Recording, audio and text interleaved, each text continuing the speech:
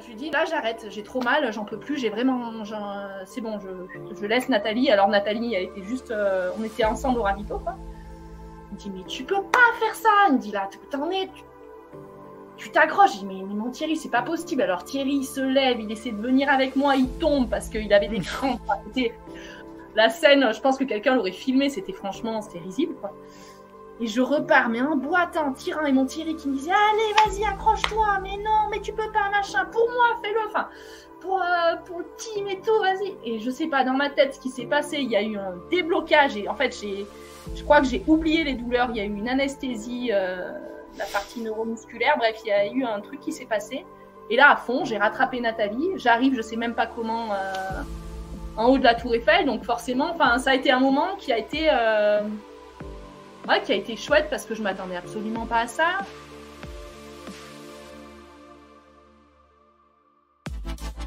Salut à toutes et à tous, je suis extrêmement heureux de vous retrouver pour un nouveau numéro du Let's Trail Podcast, le podcast consacré 100% à la pratique et à la communauté du trail running.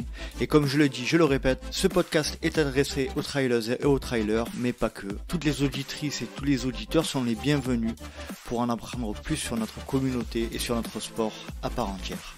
Je suis très heureux effectivement de vous proposer un nouvel épisode sous format interview avec une invitée que je vais vous présenter dans quelques instants, mais juste avant je voulais passer un petit message à toutes les Patreons et tous les Patreons qui me soutiennent.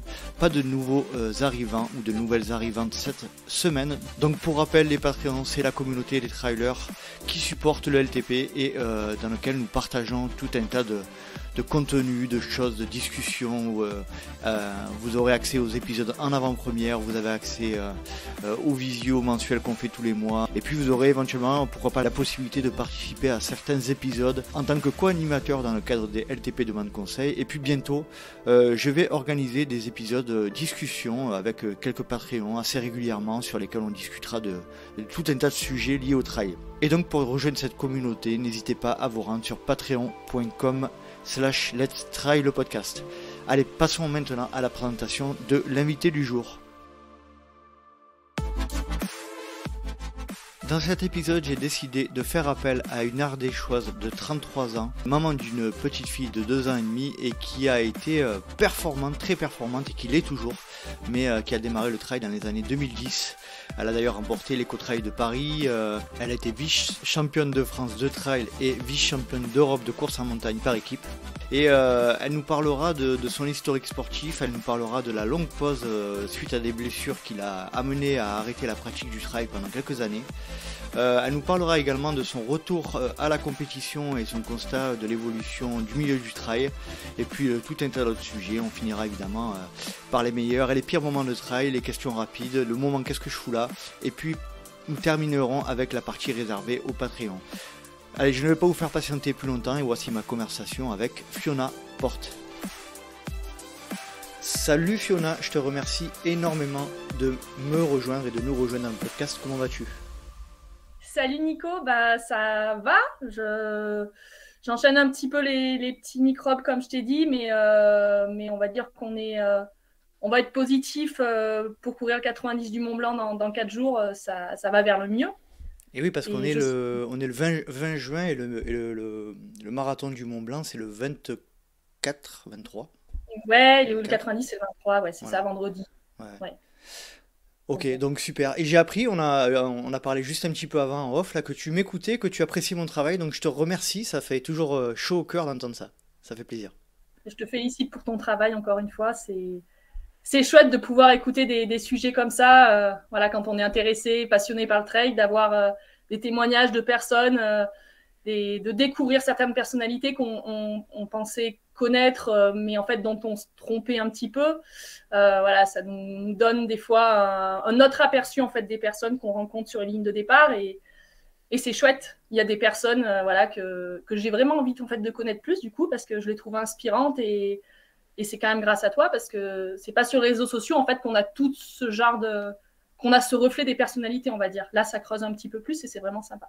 Quel plus beau compliment que tu peux me faire, je pense que ce serait difficile. Merci énormément pour ça. Fiona, en plus, pour la petite anecdote, tu es sur Briançon et puis là, on est en visio là et j'ai mis le t-shirt du Grand Trail de Sercheux. C'était ton domaine, t'étais prédit. Ouais, T'avais c'est ça. une sélection.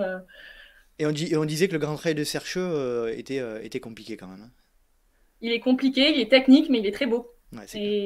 Et Olivier fait un chouette boulot pour maintenir un beau parcours et sécuriser, et avec tout ce qu'il faut là où il faut. Allez, on va y venir. Et tu sais, puisque tu m'écoutes, que voilà, on commence par le début. Est-ce que Fiona, déjà, est-ce que tu pourrais te présenter en quelques mots? En quelques mots, Fiona porte 33 ans, maman d'une petite de 2 ans et demi, ardéchoise d'origine. Guy Rangrange, si je dis pas de bêtises. Oui, après c'est mon lieu de naissance, mais j'ai grandi à Vernoux dans un petit bled à 1 heure de Guiran, un petit peu Mhm. moins. Voilà, fille d'agriculteur, assez fière de l'être.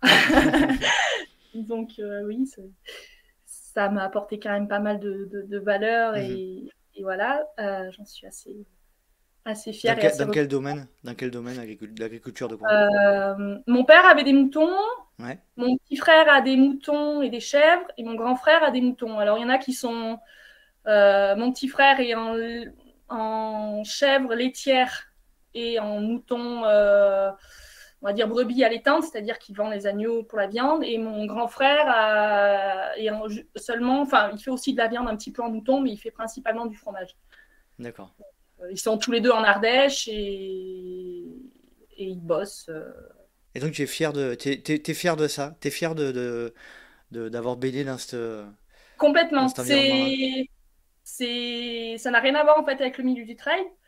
D'ailleurs, j'ai souri quand j'ai écouté le podcast où Claire Bernard disait qu'elle avait croisé un berger qui lui avait gentiment dit que en fait, personne l'avait forcé à faire ce qu'elle faisait. C'est un peu la philosophie de mes parents et ça m'a permis vraiment de garder les pieds sur terre à une époque où j'étais jeune et assez, enfin pas assez naïve, mais quand tout va très vite comme ça s'est passé pour moi dans le milieu de la course à pied, si on n'a pas à côté ces gens qui sont très terre à terre et qui vont te dire t'as couru 80 bornes, ok, mais en fait, c'est pas que t'as rien produit, mais te plains pas, déjà, voilà, t'as la chance de pouvoir le faire. Et puis du travail, en fait, si tu veux dépenser ton énergie, il y a les champs, il y a plein de choses à faire. Donc voilà, quand tu rentres chez toi, t'es pas championne du monde, tu redeviens la fille que t'étais, que t'as toujours été, et ça te ramène en fait à tes racines et à des vraies Ça te valeurs. remet les pieds sur terre en fait.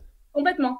Mhm. Complètement. Je me rappelle de mon père l'avoir appelé à l'arrivée de l'écotrail de Paris que j'avais gagné en 2000, je sais plus, 2011. Enfin, ça aussi, c'est un peu vieux, malheureusement. Et de lui dire, papa, je suis en haut de la Tour Eiffel, ouais, qu'est-ce que tu fais? Bah, je viens de courir 80 km. Mais il y a le métro à Paris. Enfin, pourquoi t'as fait ça? T'as pas ton énergie, t'aurais pu la dépenser ailleurs. Ah, ok. Bon, Mhm. je vais. Ça remet l'église au centre du village, on va dire. Voilà, des fois, Ouais. Mhm. on se sent un petit peu propulsé rapidement, un petit peu trop haut, un petit peu trop vite, et ce genre de retour ou d'analyse de la situation nous permet d'avoir un recul qu'on n'a peut-être pas quand on a le nez dedans et qu'on est Mhm. passionné et qu'on aime ça, et voilà quoi. J'ai cru avoir lu quelque part que tu as pratiqué le sport assez tard. Donc, est-ce que tu peux nous dresser un petit peu le portrait de ton enfance de manière générale en famille et dans cet environnement d'agriculture et d'agriculteurs et après du point de vue sportif? Oui, alors l'enfance c'était dans les champs, c'était l'été à la montagne. On ratait en principe le mois de juin à l'école parce que on montait en transhumance en Savoie. Mon père il transhume depuis 30 ans ses moutons en Savoie. Avant c'était dans le Vercors. Et du coup voilà, c'était l'été à la montagne jusqu'à une rentrée tardive aussi. Hein, quand on était petit, on rentrait en fin septembre, début octobre. Et voilà, on passait notre temps ou à nous occuper de choses banales, faire des barrages, des cabanes, des choses comme ça. Ou alors porter des filets, faire des parcs, Mhm. des blocs de sel, apprendre à faire le soin aux animaux, des choses comme ça. Donc voilà, moi j'ai grandi dans cet environnement où les vacances étaient inexistantes. Je crois que je suis partie 2 fois en vacances dans toute ma jeunesse, mais ça m'a pas traumatisé plus que ça, puisque nous, les vacances, enfin, l'été à la montagne, c'était quand même des paysans, et voilà, c'était. Mais oui, c'était un rythme, le rythme du monde agricole, quoi. Et puis, je suis venue au trail, enfin à la course à pied par mon oncle qui était marathonien. Je devais avoir 17-18 ans. Et lui, en fait, il m'amène sur un cross au début en me disant il faut que tu cours ce cross, le cross des Nougats à Montélimar. Je ne sais même pas s'il existe encore, mais voilà, c'était une petite organisation. Et j'étais morte de trouille en me disant mais je ne vais jamais arriver au bout du truc. Il y avait 8 bornes. Courir les crosses au collège, j'étais tout le temps dispensée. Je me débrouillais pour être dernière. Enfin, c'était n'importe quoi. Et du coup, je fais la course, mais avec une angoisse en me disant faut vraiment que j'aille vite parce qu'en fait, il va y avoir plus personne et je vais vraiment finir toute seule ici. Et en fait, du coup, je pars à fond et je maintiens et il se trouve que je gagne. Mais bon, après, c'était une course locale, quoi, donc il n'y avait pas. Et du coup, ça m'a un petit peu mis en confiance en me disant, mais en fait, tu peux y arriver. Donc après, voilà, un 10 bornes, un semi, un machin. Alors là, attends, je t'arrête, Fiona. Tu as quel âge là? À peu près 17 ans, tu disais?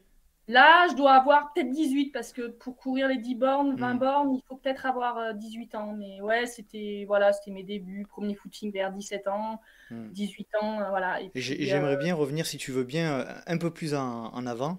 Euh, Plus jeune, t'es loin du sport vraiment, tu fais que des activités en nature dans le cadre de ton lieu familial ou tu pratiques quand même d'autres sports à côté de non, ça? non, t'as mis le doigt sur quelque chose que j'avais oublié, je faisais de la natation. Mhm. Et j'adorais ça, vraiment pour le côté, ouais, l'effort. L'effort me plaisait beaucoup, mais bon, après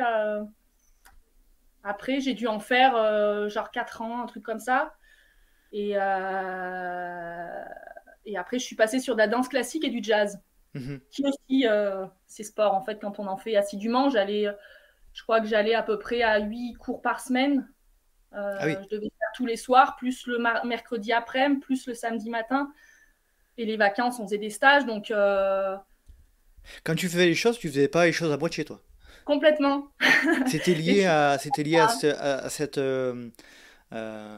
à cette mentalité entre guillemets d'agriculteur du Romal, tu penses? sûrement, de ce côté de faire tout à fond. Enfin, j'ai des parents qui font tout à fond, Mhm. moi, quand je les vois faire, je me dis waouh, calmez-vous quand même. Mais avec finalement, en regardant les choses, je suis guère différente. Donc voilà, on va dire que si demain je me mets au crochet, je vais faire du crochet pendant 8 heures par jour. Mhm. C'est moins fatigant que le sport, mais voilà, je suis toujours Voilà, voilà. dans, Mhm. dans l'excès, on va dire.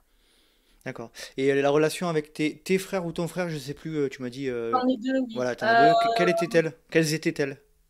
Alors avec le grand, très proche, parce qu'on a 2 ans d'écart, donc on a fait toutes les conneries que font les gosses ensemble. Hein. On a fait vraiment pas mal. Je pense que mes parents, ils en ont bien bavé. Avec le petit, comme il a 6 ans de moins, beaucoup moins Mhm. proche. On était plus chien et chat. On a mis très longtemps à bien s'entendre. Après, maintenant, on s'entend vraiment super bien. Mais voilà, c'est des relations qui ont évolué avec le temps. Maintenant, on est tous parents, donc on n'a plus du tout les mêmes relations. Et voilà, enfin, c'est la vie. C'est chouette de voir évoluer les choses, puis dans le bon sens. Donc, Et eux, justement, par rapport à cet aspect du sport, là, ils étaient dans quelle logique? Ils étaient comme toi, dès qu'ils se mettaient dans un sport, ils se mettaient à fond, ils faisaient quoi comme pratique? Ils en faisaient ou ils en euh, faisaient pas? mon petit frère, il est pas du tout là-dedans. Enfin, il s'est mis un petit peu à la muscu, mais lui, il en faut pas beaucoup pour détourner son attention et faire autre chose. Voilà, s'il va à la muscu, enfin, c'est à l'époque quand il faisait de la muscu, s'il allait à la muscu, qu'il croisait un copain qui disait bien boire un coup, ben, il allait boire un coup. Il n'était pas hyper assidu dans sa pratique. Et puis lui, il comprend. Enfin, il n'a pas ce besoin-là en fait. Mhm. Peut-être qu'il n'a pas besoin de se prouver des choses ou voilà, il a déjà suffisamment de travail. Enfin, ouais, je sais pas. Il n'est pas il a jamais été vraiment dans le sport, quoi. Mhm. Après il est doué, c'est triste, mais Mhm. quand on voit ça de l'extérieur, je sais que quand je l'ai vu faire du vélo, j'ai dit non, mais en fait, tu ferais de la compète en cross-country, tu serais un monstre parce que techniquement, il est très bon et Mhm. en fait, il a un super physique qu'il n'exploite absolument pas.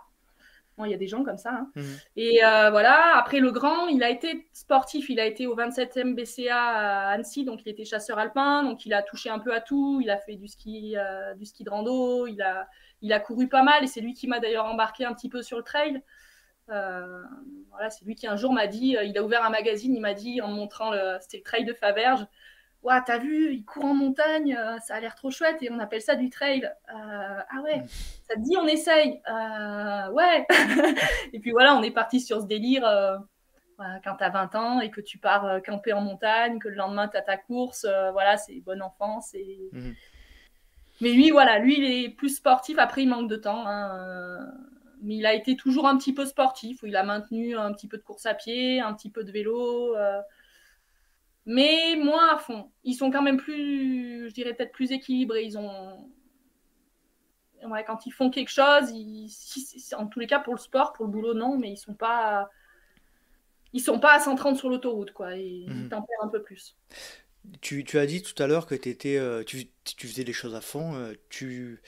J'aimerais bien comprendre un peu plus. Là, ça fait un peu psychologie, mais euh, pourquoi tu fais les choses à fond? Est-ce que c'est un profond sentiment, un profond besoin de compétition, de prouver aux autres, de te prouver à toi-même? Est-ce que tu peux l'analyser un peu de Alors moi, manière j'ai rapide? beaucoup de mal à l'analyser. J'ai commencé à faire un peu de, on va dire, prep mental avec un gars du coin, enfin un gars qui exerce sur Briançon et qui est assez bluffant dans son analyse, dans le sens où il m'a posé une question et derrière il m'a fait un profil psychologique qui a duré à peu près, je pense, 10-15 minutes, où je me suis dit, waouh, il me connaît si bien avec si peu d'éléments. Et lui, en fait, il explique qu'il y a des personnes comme ça qui ont toujours besoin en fait d'occuper le vide, qui sont très angoissées à l'idée d'avoir des temps morts, à l'idée d'avoir voilà, un moment sur la plage à regarder le coucher de soleil. En fait, c'est pas possible. Ils ont toujours besoin de remplir les choses. Et il n'y a pas vraiment d'explication, il dit que ce soit dans l'enfance ou quoi, c'est une personnalité, voilà, c'est plus ou moins génétique, c'est la façon d'être. Mhm. Et je pense que voilà, ça explique, enfin, celui ce qu'il me disait, c'est que ça explique pas mal ce mode de fonctionnement, où en fait, ben, du coup, quand on fait quelque chose, je dirais pas qu'on fait plus que ça, mais on y consacre beaucoup de temps et d'énergie, et tout le temps, tout le temps, tout le temps. Et Est-ce qu'on peut voilà, parler d'hyperactivité? Tu te considères dans ce cadre-là ou pas? peut-être un petit peu, hein. Ça existait, ça, quand nous on était jeunes, ça existait pas trop, ce terme, me semble. Oui, maintenant, c'est un terme qui est quand même assez à la mode, assez tendance. Enfin, moi, je le vois quand je travaille un petit peu dans le monde de l'éducation. Tous les Mhm. enfants qui bougent un petit peu, enfin, Mhm. c'est normal de bouger pour moi quand on a 7 ans, d'avoir envie de courir, de ne pas supporter de rester assis sur une chaise 8 heures par jour. Et ben, en fait, on est qualifié très vite hyperactif, alors Mhm. qu'en fait, c'est pour ça que pour moi, le terme d'hyperactif, j'ai un petit peu du mal avec ça. Je suis d'accord. Ça veut tout et rien dire. Qu'est-ce que c'est que la normalité dans l'activité, en fait? Mhm. À partir de quand tu considères quelqu'un est vraiment dans l'hyperactivité il y en a pour qui 8 heures de sport par semaine, ça va être énorme. Il y en a pour qui 20 heures, ça va être le minimum. Donc, Toujours est-il que sur ce point de vue-là, je sais pas si tu veux un peu en parler, on régresse aussi quand même pas mal par rapport aux enfants, aux gamins, où on les laisse peut-être pas assez faire, pas assez bouger, et on se retrouve avec des situations sanitaires et d'activité des gamins qui sont loin d'être au top. Au contraire, toi de ce point de vue-là, au niveau professionnel aujourd'hui, toi tu côtoies un peu cet aspect je l'ai déficit eu d'activité. côtoyé. Je vais le recôtoyer cet été puisque j'ai travaillé dans une maison d'enfants qui ont des problèmes respiratoires. Donc, sur Briançon, il y a des centres de réadaptation à l'effort en altitude. Mhm. Ou à l'effort tout court, hein, sans forcément besoin de monter très haut. Et en fait, c'est des enfants qui arrivent, qui ont plus ou moins des problèmes d'asthme, qui ont souvent des problèmes de poids. Dès qu'on va leur proposer une petite randonnée sans faire même pas 500 mètres de dénivelé, hein, 100 mètres de dénivelé, ça va être compliqué. C'est des enfants qui voilà, qui n'ont pas l'habitude de bouger, qui sont en déconditionnement total et il faut arriver à trouver des activités qui vont les motiver et petit à petit les faire évoluer vers du mieux. Mhm. Voilà, c'est des genres de structures dans lesquelles j'ai déjà travaillé et c'était, je vais remettre un petit peu me remettre un petit peu dans le bain. Donc, Mhm. je côtoie un petit peu, on va dire. On fait un petit peu l'épisode dans le désordre, hein, je laisse aller un peu au gré de la discussion, mais toi, quand tu étais ado, là, on va sortir un petit peu du côté sportif, plutôt le côté construction de la personne que tu es aujourd'hui. Tu te voyais quoi au niveau formation? T'as fait quoi comme formation et aujourd'hui, tu es dans quel milieu professionnel du coup? Je fais partie des mauvais élèves. Hein. Je sais plus qui c'est qui t'avait fait un podcast avec quelqu'un qui disait dans le trail, il y a vraiment cette catégorie de gens qui sont diplômés, qui ont fait des longues études et c'est presque un complexe. C'est Sylvain Cachard, je crois, qui avait dit ça, ouais. Me semble. Peut-être, oui. Je sais plus. Enfin, et moi, je fais partie des mauvais élèves qui ont toujours un petit peu erré dans ce que je rêve de faire, mais ce qu'il faut faire pour y arriver me plaît pas trop. Du coup, ben, j'arrête et puis je rêve d'autres choses. Ouais. Donc en Pardon, fait, je te coupe, Fiona, c'était Hugo Deck. oui, c'est Hugo, ça. qu'on salue d'ailleurs. Et Sylvain Parce que je aussi. sais que Sylvain, il est ingénieur, donc Ouais, il n'a pas ouais, de c'était complexe. Hugo Deck, exact, exact. Et non, après, moi, j'ai commencé, enfin, je suis allée vers une licence géographie parce qu'on m'avait vendu du rêve en me disant tu vas pouvoir travailler dans les parcs nationaux en Afrique. Donc, quand tu as 17 ans et demi, tu dis waouh, je vais faire ça. Et puis, en fait, je me suis rendu compte que le chemin pour y arriver était bien plus long que ce qu'on m'avait promis. Donc, j'ai bifurqué après sur un BTS gestion et protection de la nature. Et puis, en fait, en début d'année, j'ai rencontré des gens qui m'ont dit, des anciens GPN qui m'ont dit, mais en gros, on n'a pas de boulot, quoi. On est... GPN, tu peux préciser? Gestion et protection de la nature. D'accord, ouais, ok. Ouais. Alors, je crois Mhm, qu'aujourd'hui, ça existe plus. Enfin, ça doit être, comme mhm, ils ont un peu tout réformé, mhm. ça doit plus exister, ça doit être autre chose. Mais enfin, voilà, je suis pas restée très longtemps. Dans le lycée agricole dans lequel il y avait GPN, il y avait ce qu'on appelait l'AXE, analyse et conduite des systèmes d'exploitation, donc il y a un BTS agricole. Et je me suis dit, je vais aller là-dedans. Je sais pas pourquoi, mais je vais aller là-dedans sûrement parce que je me suis dit que ça allait plaire à papa, à maman et que au moins j'aurais plus à me justifier de continuer à faire des études sans trop savoir ce que je veux derrière. Donc je vais aller là-dedans. Au moins je fais comme tout le monde, tout le reste de la famille. Et en fait, j'ai fait ce BTS, sauf que c'était à l'époque où je commençais quand même à me mettre sérieusement au sport, à passer du temps en montagne. Et en fait, j'ai réalisé que le milieu agricole, c'était mignon, mais c'était pas du tout compatible avec ce que j'avais envie en termes de vie sportive. Mhm. Donc, j'ai fini mon BTS et après, voilà, après je suis partie faire des petits boulots qui me permettaient en fait de passer du temps en montagne. De voyager, mais j'étais plus du tout dans je veux devenir, enfin je veux revenir au monde agricole quoi. Enfin, j'avais compris que c'était pas pour moi. Et qu'est-ce que tu décides? Donc, du coup, comment tu l'annonces à tes parents? Enfin, comment ça, le virage est pris du coup?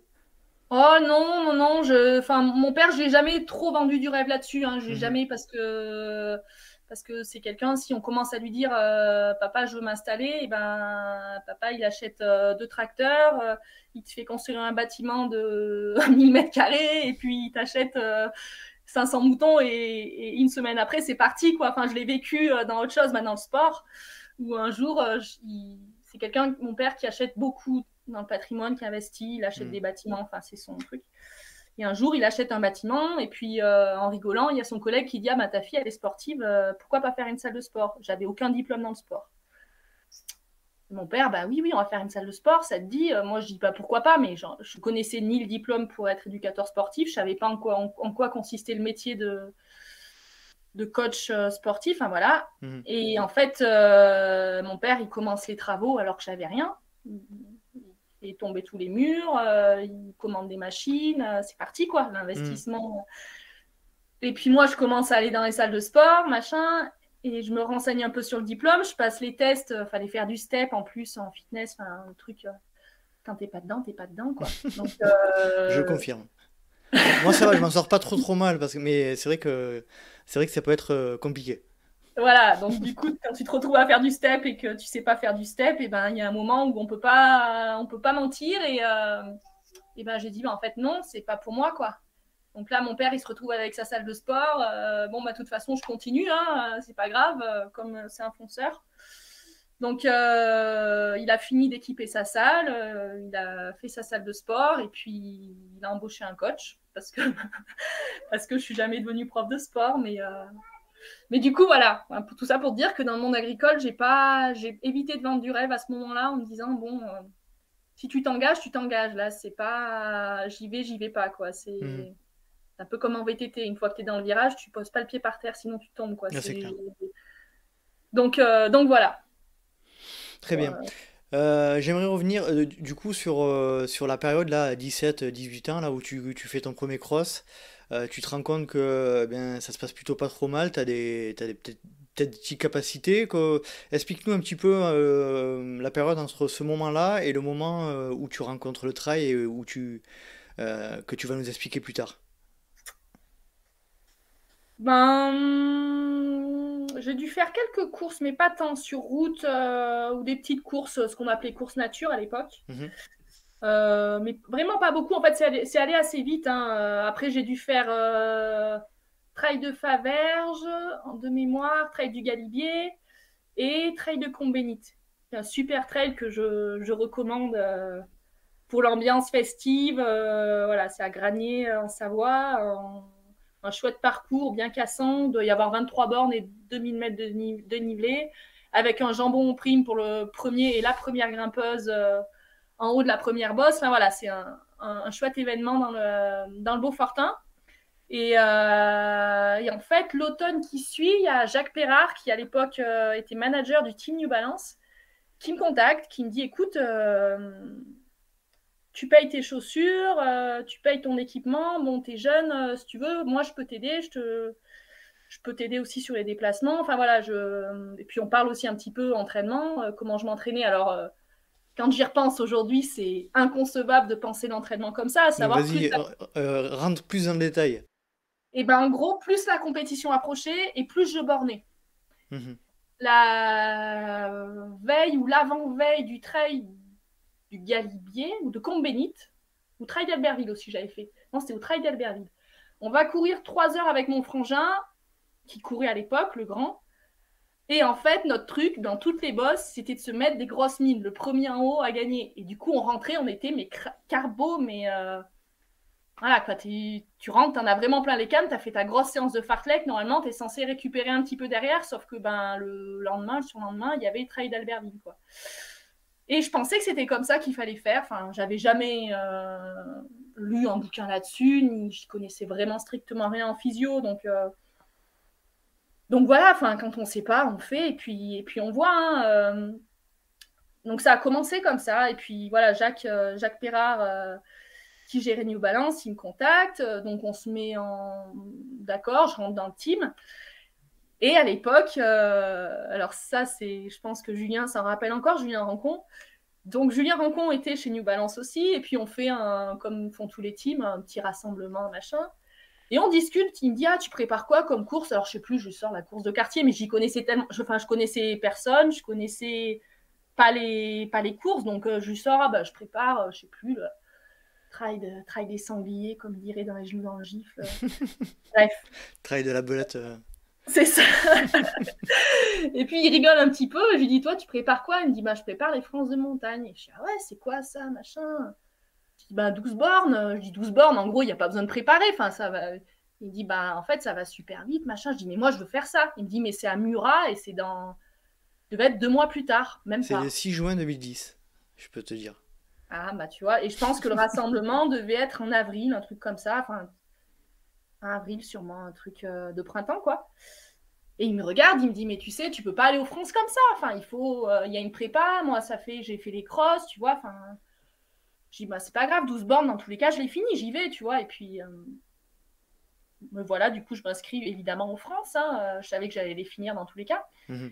Et je demande à Jacques Perrard comment gérer la course. Et mon Jacques qui me répond, bah, tu sais quoi, si t'es un peu oublie que t'as aucune chance, vas-y, fonce. Il dit, tu pars C'est à un fond. malentendu, ça peut marcher. C'est ça. Il dit, tu pars à fond et tu vois ce qui se passe. Et tu t'accroches. Ok, alors j'arrive sur le départ. Je connaissais personne, hein. Pourtant, il y avait quand même des têtes dans le milieu. Quand t'es du milieu, c'est pas possible. Alors, je m'échauffe, machin. Je vais sur la ligne. Je pars à fond, hein. Donc, je pars dans toutes les filles. Sereine. J'arrive au premier ravito et j'entends, mais c'est qui celle-là? J'avais envie de dire, mais en fait, Tu vas voir. Je cours, on m'a demandé de partir à fond, je pars à fond, je suis devant, voilà, c'est comme ça, c'est le jeu. Et puis arrive Marie-Laure Dumergue. Alors, ça dira peut-être rien aux générations d'aujourd'hui parce que Marie-Laure, elle a malheureusement arrêté pour faire d'autres choses. Mais à l'époque, c'était une nana qui faisait du 5000, du cross et qui courait vraiment bien, qui a fait championne d'Europe quelques mois plus tard et qui avait dû faire peut-être dans le 3e au mondiaux en montagne. Enfin voilà, une nana qui avait fait championne de France plusieurs fois. Il y avait Constance de Villiers qui avait fait championne de France aussi, qui faisait du 10 bornes. Enfin, des nanas qui ont quand même certaines qualités. Donc Marie-Laure me passe. Moi, j'étais un peu énervée en me disant, mais c'est qui celle-là? Enfin, elle me passe, je vais quand même pas la laisser partir. Donc, je m'accroche comme je peux, mais j'étais en sur-régime complet, quoi. Et puis là, je vois Constance de Villiers arriver. Je dis, non, mais une, c'est bon, deux, c'est pas possible. Donc, je m'accroche comme je peux. Constance me passe, je la reprends. Bref, j'arrive en haut. Bon, c'est bon, je fais deux. J'étais pas déçue, mais je me dis, bon, c'est cool. J'ai quand même réussi à gérer. Et là, j'ai des copains qui viennent me voir, qui me disent, mais c'est génial, tu fais vice-championne de France de course de montagne et tout, tu te rends compte?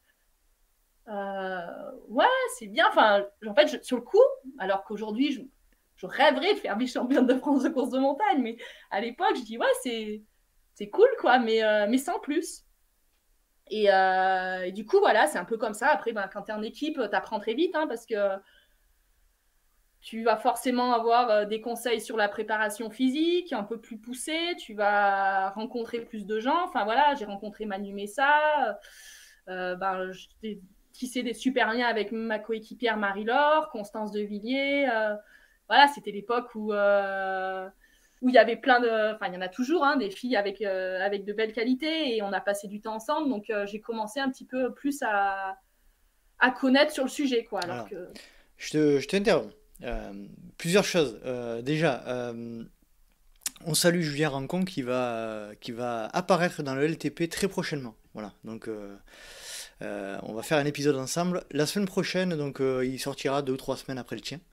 Donc ça, première chose. Deuxième chose, j'aimerais que tu m'expliques comment tu peux effectivement arriver à un championnat de France qui est quand même un événement, voilà, qui est, même si effectivement peut-être en 2010 c'était peut-être pas aussi, le trail était peut-être pas aussi connu et démocratisé qu'aujourd'hui, mais comment tu peux te pointer à un championnat de France sans quasiment aucune expérience, hein, parce que tu commences en 2009, Ouais. et te mettre en avant-poste et faire vice-championne de France et dire ouais, sans plus.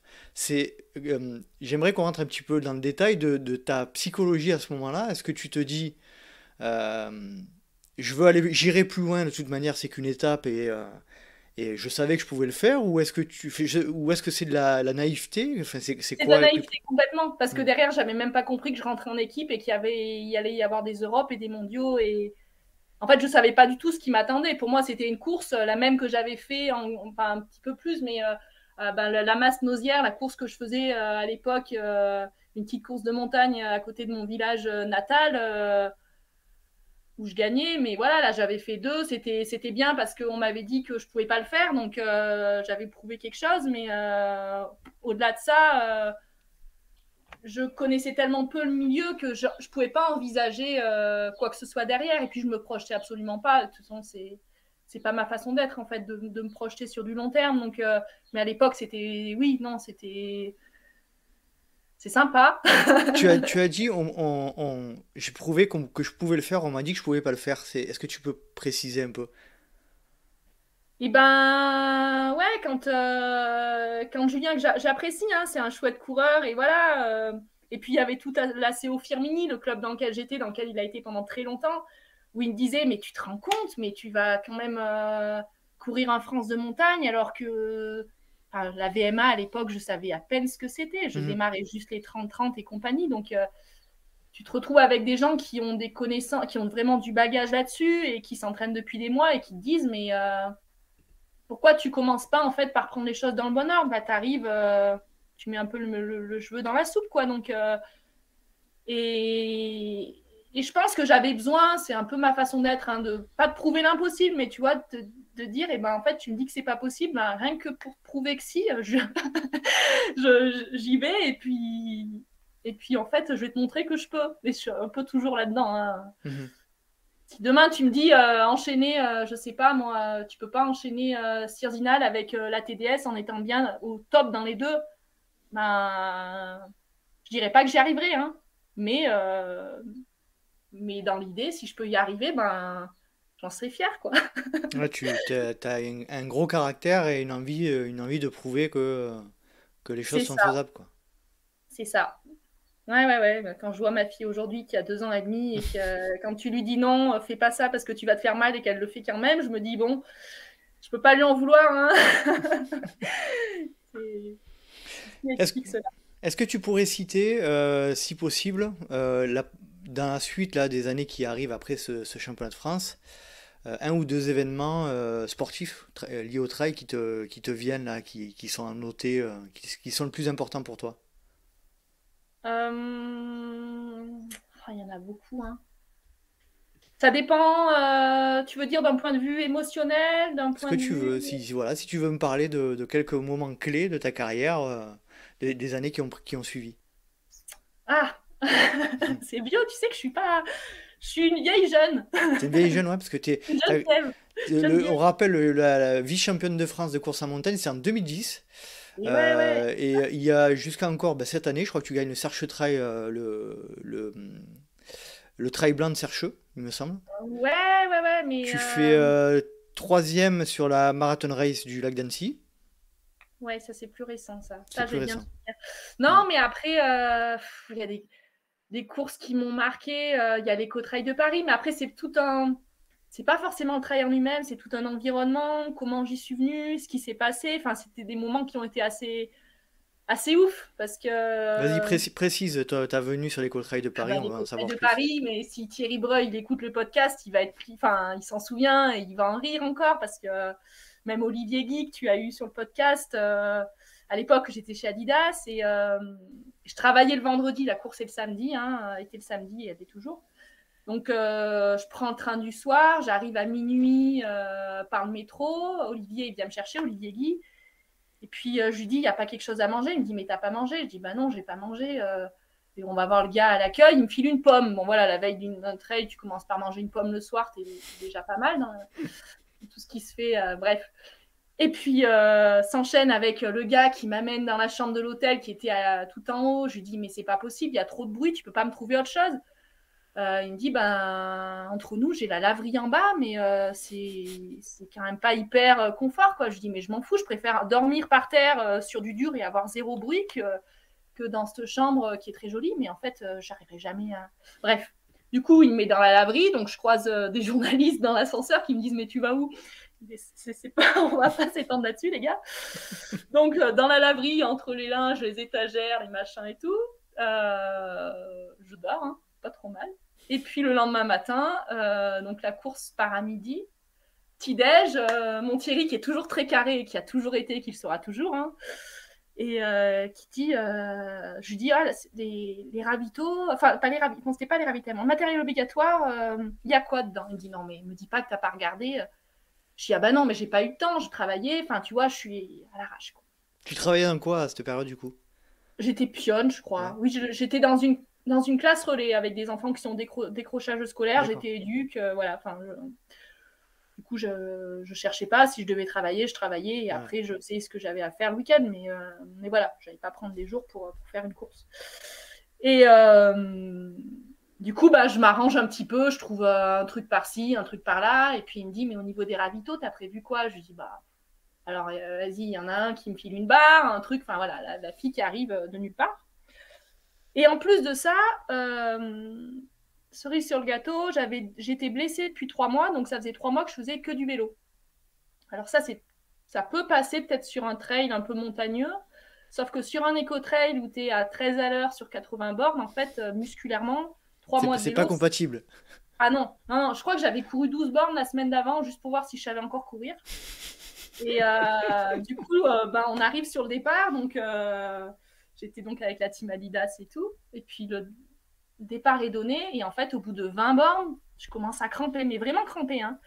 Le truc où tu te dis, mais là, j'avance plus, qu'est-ce qui se passe? En plus, ça allait vraiment vite. Hein. Je me rappelle, il y avait Nathalie Mauclair. Moi, j'avais passé le premier 10 km en 38 et quelques. Donc, je pense qu'elle avait passé en 37. Enfin, elle était juste devant. Donc, quand tu pars pour 80 bornes à 16 à l'heure, ça tire un peu. Et donc, voilà, à fond. Et arrive donc le 20, je lutte, 40, je lutte encore, et arrive le 60e kilomètre, et là, mon Thierry, il avait abandonné, il avait eu des crampes, il était au bord du chemin avec Olivier, et je crois qu'il y avait 2 papes aussi qui avaient abandonné, Romu. Et je lui dis, là, j'arrête, j'ai trop mal, j'en peux plus, j'ai vraiment... c'est bon, je laisse Nathalie. Alors, Nathalie, elle était juste... on était ensemble au ravito, quoi. Il me dit, mais tu peux pas faire ça. Il me dit, là, t'en es... Tu t'accroches. Je dis, mais mon Thierry, c'est pas possible. Alors Thierry, il se lève, il essaie de venir avec moi, il tombe parce qu'il avait des crampes. C'était la scène, je pense que quelqu'un l'aurait filmé, c'était risible, quoi. Et je repars, mais un boitin, tirant, et mon Thierry qui me disait, allez, vas-y, accroche-toi, mais non, mais tu peux pas, machin, pour moi, fais-le, enfin, pour le team et tout, vas-y. Et je sais pas, dans ma tête, ce qui s'est passé, il y a eu un déblocage, et en fait, je crois que j'ai oublié les douleurs, il y a eu une anesthésie, la partie neuromusculaire, bref, il y a eu un truc qui s'est passé. Et là, à fond, j'ai rattrapé Nathalie, j'arrive, je sais même pas comment, en haut de la Tour Eiffel, donc forcément, ça a été un moment qui a été chouette parce que je m'attendais absolument pas à ça. Et puis il y avait vraiment tout le team, on était quand même assez proches, et puis mon Thierry était vraiment heureux et fier, quoi, parce c'est lui qui m'avait fait rentrer chez Adidas, on s'entendait vraiment bien à l'époque, donc ouais, lui comme moi on s'attendait pas du tout à ça, et je le revois encore avec ses crampes, en train d'essayer de me suivre quelques mètres, mais avec tellement de douleur qu'il en tombait, quoi. Donc bilan des courses, pour gagner l'éco-trail de Paris, vous avez tous entendu, il faut faire du vélo. Il faut faire du vélo, il faut manger une pomme la veille et dormir dans une laverie. Si vous avez les trois, ça peut marcher. Si vous n'en avez que 2, ça marche pas. C'est ça. Non, mais j'ai changé là-dessus, heureusement, hein, parce qu'à l'époque, c'était quand même fort. Hein. Tu sais, si tu en veux une deuxième, le Nid d'Aigle à Saint-Gervais, qui est une course de montagne qui est super chouette, qui a été reprise par Élise Poncé, là, donc la championne de France de cette année. Et en fait, j'avais rien réservé en termes d'hébergement ou quoi que ce soit. Du coup, j'appelle Manu Message, je lui dis, ouais, tu dors où? Il me dit, je dors dans un hôtel à 500 mètres du départ. Je dis, il n'y a pas moyen dans cet hôtel, du coup, d'avoir un petit bout et tout. Il me dit, écoute, tu peux venir, mais je crois que... Et en fait, on va à l'hôtel, et du coup, j'ai dormi dans le couloir, entre 2 portes. Donc, je me rappelle, il y avait, à l'époque, c'était Georges Burier, je crois, qui avait failli me marcher dessus parce qu'il arrivait le soir et il savait pas que j'étais dans le couloir, hein, évidemment. Mais tu as une bonne capacité à t'endormir quand même, j'ai l'impression. Elle est pourtant pas tant, mais maintenant non, mais c'est l'âge encore, qu'est-ce que tu veux. Mais à l'époque, ouais, c'était, tu me mettais sur un bout de canapé, un bout de sol, du moment où j'étais allongée, je fermais les yeux, je dormais quasi, quoi, donc c'était pratique. Et voilà, et le lendemain matin, avec Manu, on se fait un petit déj où il me regarde, je me fais un petit déj, lui, il était quand même assez sérieux, il devait avoir son gâteau sport, hein. Moi, je crois que j'avais fait pain au chocolat, jus d'orange à 8h30, le départ était à 9h. Vraiment, on était limite. Je sais qu'on est allé au départ en courant et qu'on est arrivé, le départ a été donné aussitôt. Donc, j'avais encore mon pain au chocolat sur le bide, le jus d'orange, nickel. Lui, il rigolait en me disant, mais ça va jamais passer. Et au final, c'est pareil. Pour moi, je sors une de mes plus belles courses en course de montagne. Donc, je me disais, au final, ils se prennent bien la tête pour rien. C'est exactement ce à quoi je pensais. Je me disais, putain, mais nous, tu vois, même nous, on est milieu de peloton et tout, on se fait chier à... excusez-moi pour le gros mot, on s'embête pour manger du gâteau sport, essayer de caler son alimentation. Et puis toi, t'arrives, t'as peu d'expérience sur l'éco-trail, c'est en 2012, donc je crois que c'est ta plus longue course initialement. Hein. Ouais, il y avait la 6000D qui était à peu près dans les mêmes temps, je pense. Ouais. Et t'arrives et sans préparation particulière, comment tu l'expliques ça en fait? Je pense que c'était à la naïveté déjà, qui fait que voilà, tu vas, tu fais, tu vois, tu réfléchis pas, tu te prends pas la tête. Et puis peut-être un organisme assez résistant aussi. Mais ceci dit, aujourd'hui, je me prends la tête comme tout le monde. Hein. Je pense que si je fais pain au chocolat, jus d'orange et que je vais courir un quart d'heure après, je vais pas être bien. Donc, Ça, c'est l'âge. Hein. Moi, j'ai c'est 40 l'âge. ans aussi. Hein. Faut l'admettre. Et On n'est ouais, et plus puis les pareil. nuits, voilà, maintenant, j'ai besoin de mon petit confort. Enfin, Bon, c'est plus compliqué. toi, t'as pas 40 ans. Hein. T'es né en 89. Donc, t'as 33 ans. Non, mais je te dis, je suis une jeune vieille. T'as l'expérience. Et t'as l'expérience. Raconte-nous encore un petit peu, voilà, un autre moment clé de ta carrière, là. De ta carrière. Si tu devais encore en sélectionner un. Si je dois t'en sélectionner un. Ah, il y en a des beaux, hein.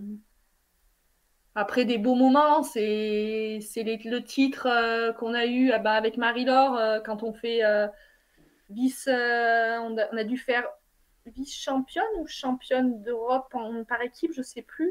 Mais Vice-championne, je c'était crois. plus. Ouais, il me semble que on était deuxième derrière les Hmm. Italiennes, un truc comme ça. Mais voilà, c'est plus pour le côté émotion. Le truc où, ouais, je me rappelle avoir Patrice, je vais écorcher son nom, qui gérait l'équipe de France de course de montagne. Patrice, c'était Patrice, on va dire, qui m'annonce, en fait, ça faisait une boucle qu'on devait faire 4 fois. Et donc, bah, tu pars à fond. Et à chaque fois, bah, on passait devant le DTN et l'entraîneur de l'équipe de France. Et en fait, il y a un moment, je sais pas, j'étais en coude à coude bah, avec Laetitia Roux qui courait à l'époque. Et puis je passe et là, il me dit Marie-Laure est en tête. Et là, je sais pas, je crois que je me suis arrêtée, j'ai fait un ouais et je suis partie à fond. Et là, vraiment, mais je crois que j'ai tout donné. Mais vraiment, ce côté où tu donnes tout, mais c'est plus pour ta performance Ouais, individuelle, c'est pour les c'est autres. vraiment pour l'équipe. Hmm. Et ouais, ça avait été, je crois qu'au bout, on avait pleuré comme. Ouais, non, c'était chouette, vraiment pour cette médaille. Enfin, déjà, le fait qu'on ait fait 2 par équipe, c'était chouette, mais il y avait le titre de Marie-Laure qui était juste ouf, parce que c'est championne d'Europe, ça arrive, que ce soit les Françaises, c'est quand même rare en course de montagne. Donc non, c'était ouf. Et puis bon, les gars, ils avaient forcément bien tourné. Je me doute que Julien, je me rappelle plus ce qu'il fait, mais ouais, non, c'était chouette. Après, il y avait eu la grosse fête, c'était en Bulgarie avec les Bulgares. Enfin, on avait vraiment rigolé. Ouais, c'était génial pour ça. Vraiment, le côté équipe de France, c'est ce que j'avais bien aimé en course de montagne, c'est qu'il y avait une solidarité, il y avait vraiment l'envie de gagner des points pour l'équipe. Et voilà, enfin, c'est des moments que forcément qu'on retient toute sa vie. Hein.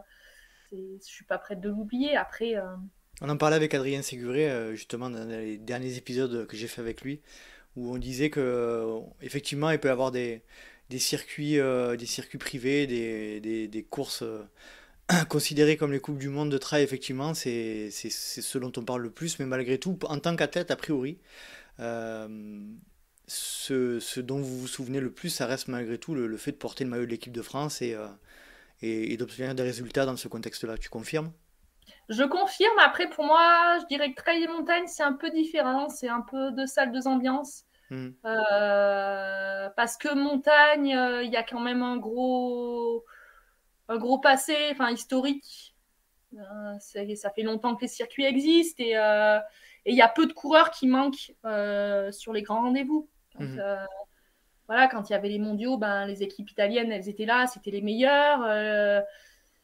Les équipes espagnoles, c'était pareil. Sur les mondiaux, ben, il y avait les États-Unis, et c'était voilà, c'est du gros niveau à chaque fois. Ce que je trouve de dommage, c'est que en trail, c'est qu'il n'y a pas cette représentation. On sait très bien, enfin voilà, on va pas se voiler la face. À un moment, quand on fait un championnat du monde et qu'il manque des Kylian Jornet, qu'il manque des Jim Wamsley, qu'il manque, enfin il y en a tellement qui manquent à Mhm. l'appel et qu'on voit sur les Golden Trail. Je trouve ça un peu dommage pour la discipline. Enfin, qu'on n'arrive pas plus à fédérer et que vraiment sur des gros événements, y ait pas. On y arrive dans les circuits privés, effectivement, mais sur les championnats du monde, pour moi, on est encore loin d'y être. Enfin, voilà, quand on regarde un petit peu les index UTMB ou Quotitra, enfin, Mhm. des coureurs, les 10 premiers, chez les filles, il y a Blandine Birondelle qui est bien classée au niveau international, mais si on regarde le reste, Maud Matisse, en trail, on ne la voit pas sur les championnats du monde. Voilà, après, c'est des choix à faire, c'est le choix la carrière d'un athlète vers où il met ses priorités, mais voilà, pour moi, autant porter le maillot de l'équipe de France de course de montagne, ça avait vraiment une signification en termes par rapport à l'histoire de la discipline, aux athlètes que j'ai rencontrés. En trail, j'ai moins ce regard-là, parce que je trouve qu'on peut autant... après, c'est personnel, hein, on ne sera pas tous du même avis, et tant mieux. Mais je trouve que voilà, c'est quelqu'un qui va faire 2 à Zegama, pour moi, ça vaudra largement un vice-championne du monde de trail. Après... Intéressant au point de vue du coup. Bah oui, toi tu le vis, hein, donc encore une fois, on en parlait, c'est vraiment difficile pour les instances et puis pour le monde du trail de s'y retrouver, enfin pour de manière générale le monde du trail de s'y retrouver, parce que ça part un peu tout azimut et c'est délicat.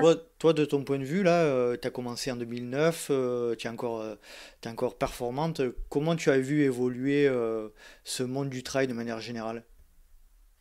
Alors ça a été assez bizarre parce que j'ai quand même eu une coupure de quelques années et en fait j'ai eu l'impression d'être projetée un petit peu dans un autre monde entre le moment où je suis partie parce que je m'étais fait les croisés, que je me blessais tout le temps en 2013 et je suis revenue un petit peu en 2018 mais vraiment pas ouais, Ouais, t'as fait une course en 2016, un 17 bornes. ouais 2017, t'en voilà. fais deux, des 1,20 et 1,33. Donc on voit que ouais, en 2018, pareil, t'en fais deux.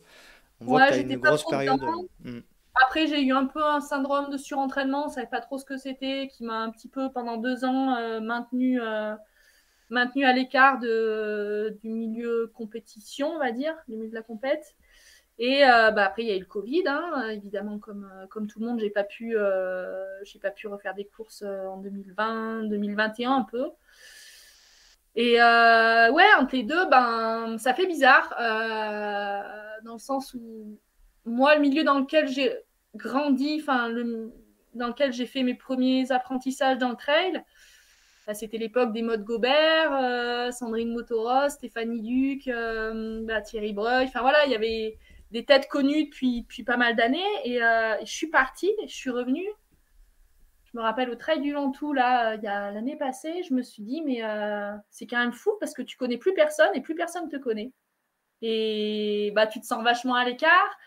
Et il y a ce côté aussi réseaux sociaux qui a explosé en moins de 10 ans où au début, tu te dis waouh, va falloir que je me crée un compte Insta en fait.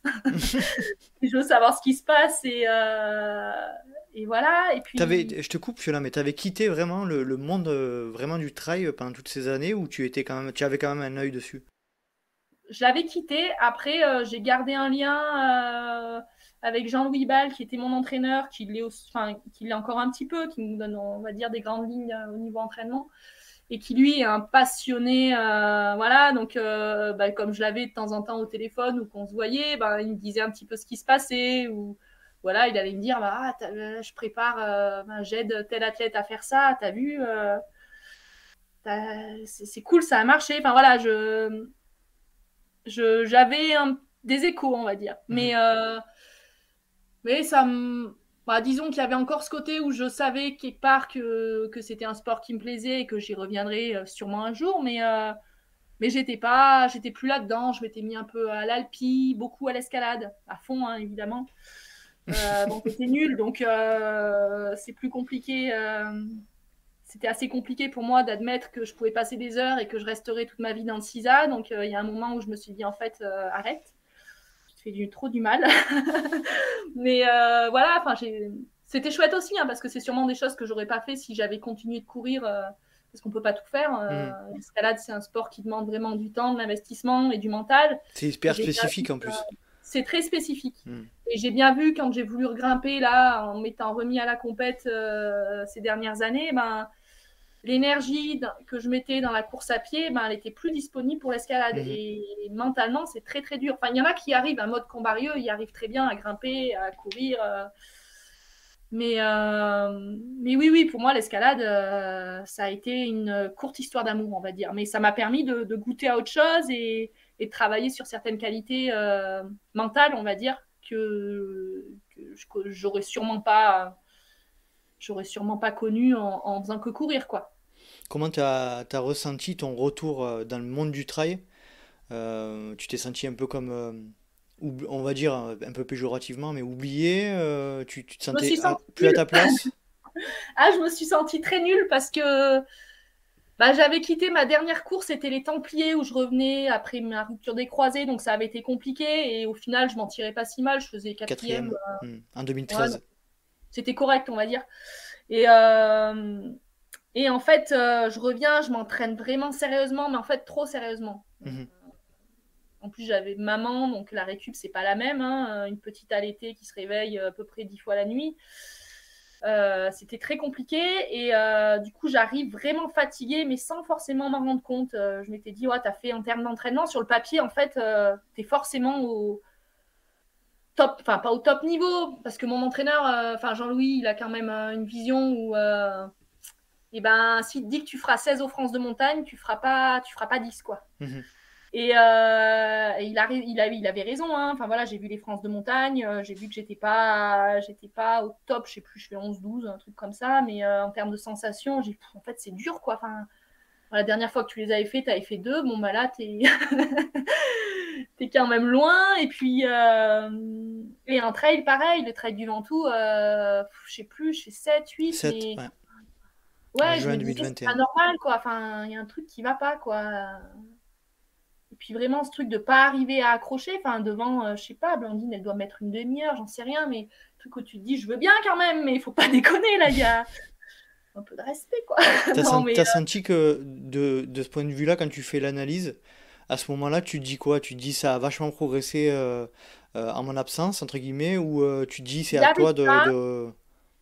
ça avait progressé pendant mon absence et j'avais régressé. Mhm. Il y avait vraiment les deux. Je pense que voilà, en termes d'entraînement, maintenant, l'entraînement croisé, il n'y a plus rien à prouver. Tout le monde fait du vélo, du ski, voilà. Et on a très bien compris que pour développer des qualités, ben, c'était primordial. Euh, Après, vraiment, oui, je pense que il y a eu du progrès dans ce qui s'est fait, mais moi, le fait de plus courir, d'avoir pris du poids aussi, j'ai quand même pas mal pris du poids pendant ces années. Après, j'ai un passé d'anorexique quand j'étais vers les 16, 12, 12, 18 ans, on va dire, à peu près. Donc, quand on arrive, qu'on est poids plume, et puis qu'entre-temps, bah, heureusement, hein, je vais surtout pas cautionner ce milieu de la maigreur extrême qui fait quand même assez peur Mhm. et voilà et du coup bah, j'en suis sortie, c'est très bien, mais du coup courir quand on fait 48 kilos et courir quand on en fait 55-56 c'est pas la même quoi, et on a beau essayer de compenser en développant de la force, forcément que c'est plus compliqué. Donc voilà, aujourd'hui je dois m'entraîner beaucoup plus que ce que je m'entraînais il y a 10 ans pour sortir les mêmes résultats. Donc il y a sûrement la variation de poids, il y a je sais pas, peut-être l'âge, enfin il y a plein de facteurs, hein, Mhm. mais voilà, donc le retour a été très dur parce que je me suis sentie vraiment. Je pensais retrouver quelque chose que je connaissais et que voilà, qui me tenait à cœur, et je me suis retrouvée dans quelque chose de différent. Je me suis dit bon ben c'est chouette, mais en fait c'est pas ce à quoi tu t'attendais, c'est plus ça. Et j'ai vraiment fait un travail sur moi en me disant ça sera plus jamais ça. Il va falloir t'y faire.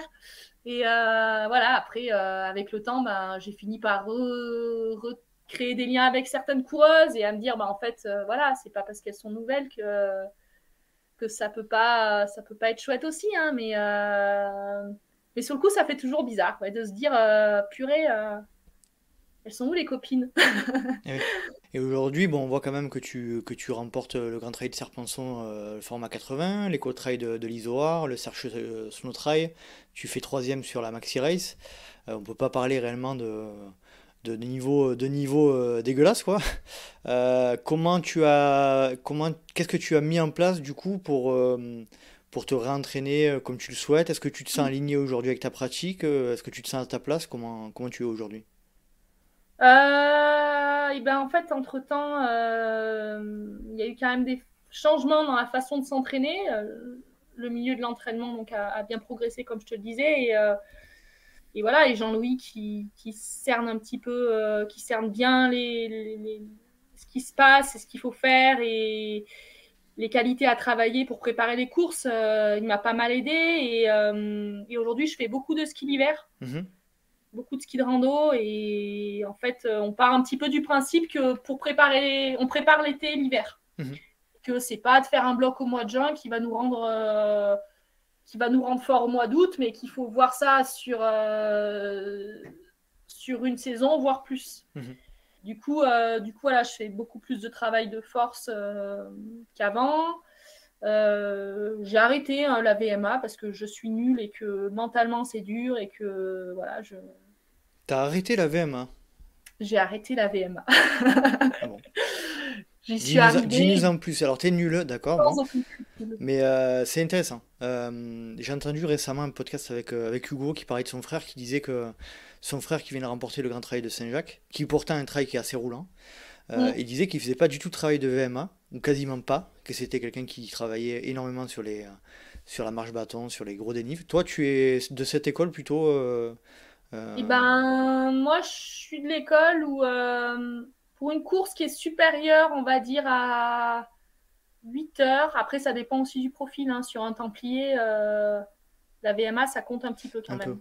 Ouais. Au moins le tempo. Mais voilà, arriver à dérouler sur le plat, c'est quand même important. Après, quand tu t'engages sur un 90 du Mont Blanc qui est là, ou une TDS qui est dans un mois et quelques, 2 mois et quelques, et ben, c'est pas des qualités qui sont primordiales puisque tu vas tout le temps être, je sais pas, tu cours à 75-80% de ta XC max. Mm. Donc ta VMA, elle a quel intérêt?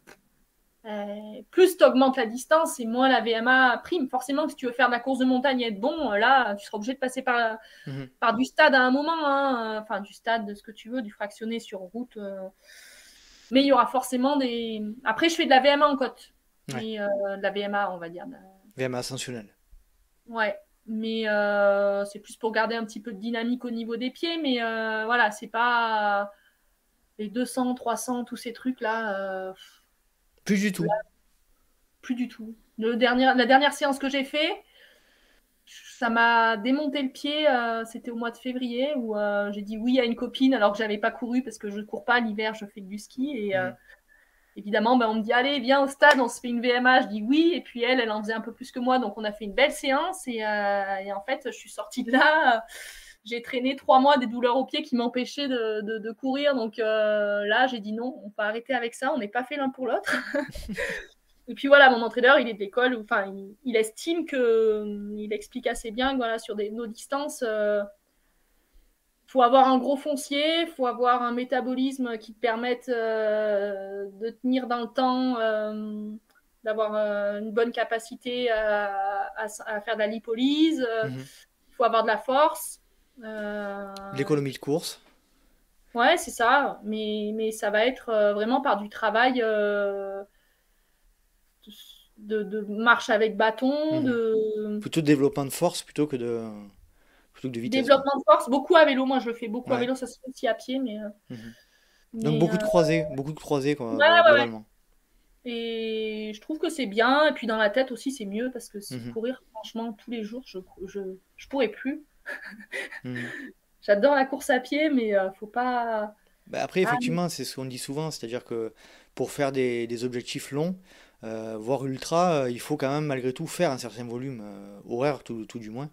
Et oui, si on fait tout en courant, déjà ça augmente le risque de blessure, le risque de la monotonie. Et c'est vrai que le croisé sur cet aspect-là est important. Après, malgré tout, je pense qu'il faut aussi quand même, à un moment donné, faire quelques à heures de pied, rando course à pied pour que le corps bien soit sûr. habitué, quoi. Oui, oui, oui, pour travailler tout ce qui est excentrique, qu'on ne travaillera pas sur du vélo, bien, Mm. ou à ski d'ailleurs, mais voilà, enfin, arriver à travailler des qualités sur des sports différents et je pense que la force, mine de rien, on la développera plus à vélo qu'à pied. Enfin, Mhm. il y a des athlètes comme Céline Lafaille qui a couru des années et des années et qui un jour s'est mis au vélo, enfin en ayant le même niveau, en faisant du fractionné, voilà. Et le jour où elle s'est mise au vélo, et ben elle a vraiment franchi un palier, quoi. Donc ouais, aujourd'hui, faut prendre ce qu'il y a, ce qui se fait, ce qu'on sait, et puis en profiter justement pour découvrir d'autres sports aussi. C'est ça qui est chouette, hein, d'aller rouler des fois avec des gens qui font que du vélo, de faire quelques cyclos, quelques montées, Ouais, c'est sympa aussi. Et puis ça nous sort un petit peu de notre monde. Et en plus de ça, ça nous apporte des qualités sur notre discipline de prédilection.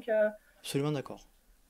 Absolument. On en parlait d'ailleurs avec Sébastien Chéniaud dans un épisode qui est jamais sorti puisque j'ai fait la bourde de manger la moitié de l'épisode. C'est la première fois que je le dis à l'antenne, entre guillemets. Et il disait qu'il avait eu un vrai palier de progression quand il s'était mis à la musculation en salle. D'accord. Il avait dit que voilà, il avait vu vraiment une différence monstrueuse avant, après cette Et ouais, manière de faire, quoi. après, ça dépend des profils. Moi, je sais que si je fais de la musculation, je prends 10 kilos de muscle, donc je vais Mhm. pas m'y mettre, hein, mais j'en ai déjà fait, j'ai bien vu. Donc non, mais c'est sûr que voilà, arriver à se faire plaisir sur des vélos, sur du vélo ou du ski, c'est chouette, quoi. Enfin, moi, je suis vraiment contente de poser mes baskets quand il y a de la neige et de me dire là, tu fais autre chose, quoi. Donc, Alors, question compliquée. Si tu ne devais retenir qu'une seule qualité qui te permet de performer par rapport aux autres, ça serait laquelle? une seule qualité, une qualité déjà. D'où ça vient?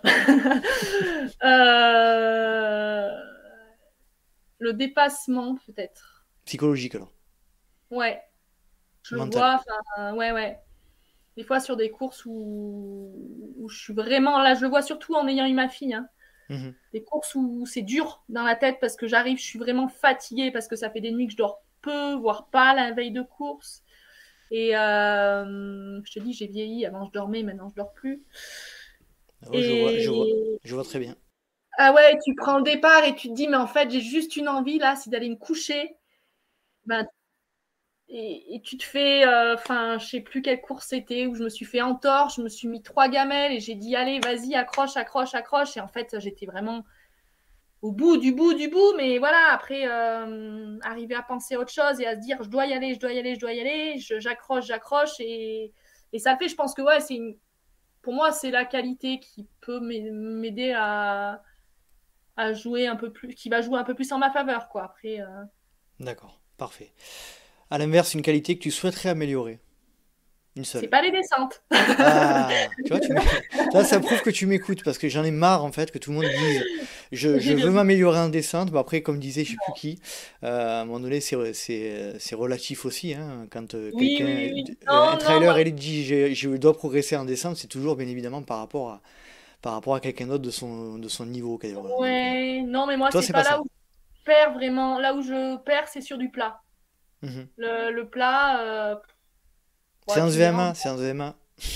Ouais, voilà, si je travaille pas, il va pas venir à moi, hein,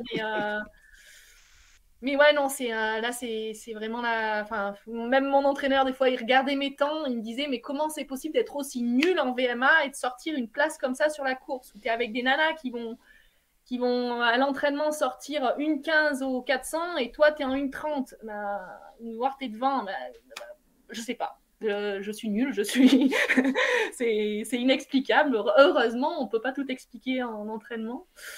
Et Donc ta force, malgré tout, ça serait quand même, pour en revenir à la question d'avant, ça serait quand même la capacité à encaisser du dénivelé, ta puissance monter peut-être alors. constant. Ouais, ouais, ça, je pense que je suis pas trop mal, on va dire. Mhm. Est-ce que tu peux, alors là pareil, là c'est la série des questions un peu compliquées, est-ce que tu peux nous donner ton plus beau souvenir de trail, s'il y en avait un à retenir? Ah non. Pourquoi?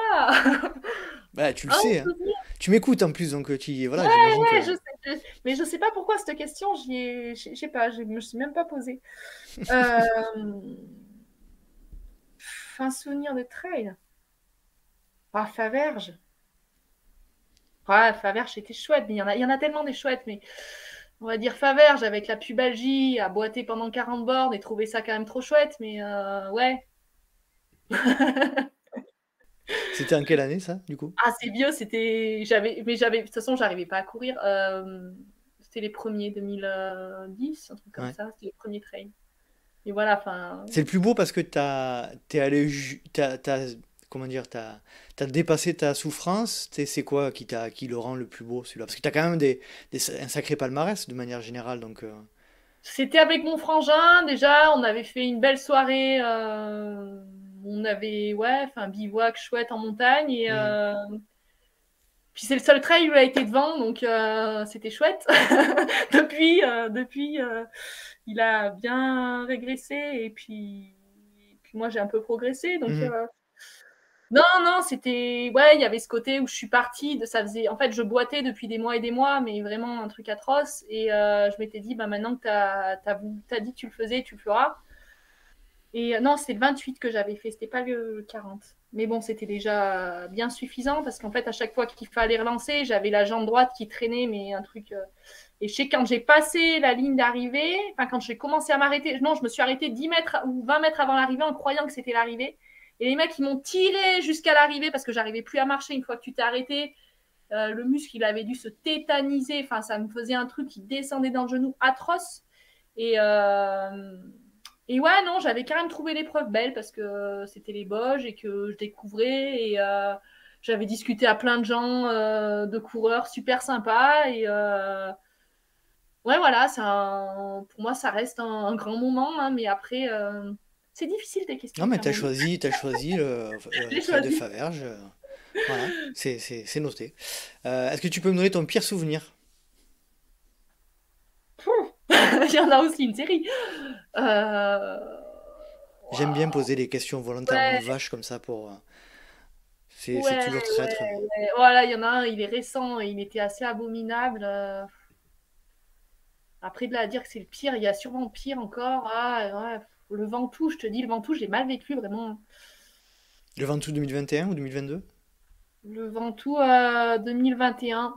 2022, j'ai eu la grippe, je devais y aller et Oui, j'étais au exact. commissariat. 2021, ouais. Euh, ouais, non, le Ventoux, ouais. Où vraiment, je suis arrivée, j'étais épuisée.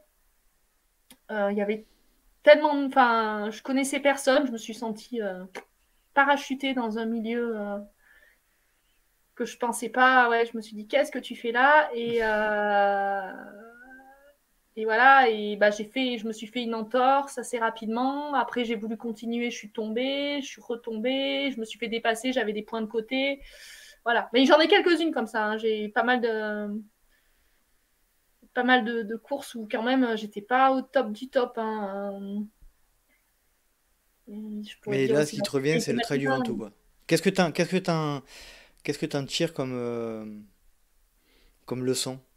Qu'est-ce que t'en as tiré? Ah, qu'il fallait que j'arrive plus reposée. Mhm. Fallait que j'arrive plus reposée, mais bon, ça m'a pas empêché de recommencer cette année hein, et de me dire la même chose. Donc des fois, tu sais, et puis tu testes au cas où, et en fait, ça te permet de vérifier que oui. Et ben non, ça marche pas. Toujours pas. Quand tu fais 3 heures de vélo la veille ou l'avant-veille, tu le sens. Et non. Jean-Louis, il doit pas être content à chaque fois, non?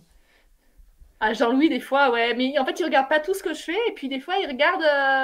Quand il voit le résultat, Ça, c'est normal, ça? il me dit, mais je trouve que tu étais quand même un peu en dessous de comment tu l'expliques. Ah, j'étais un peu fatiguée, mais. Et là, il va regarder sur mon compte Garmin, hein, évidemment, il a mes codes. Il dit, mais pourquoi t'as fait ça?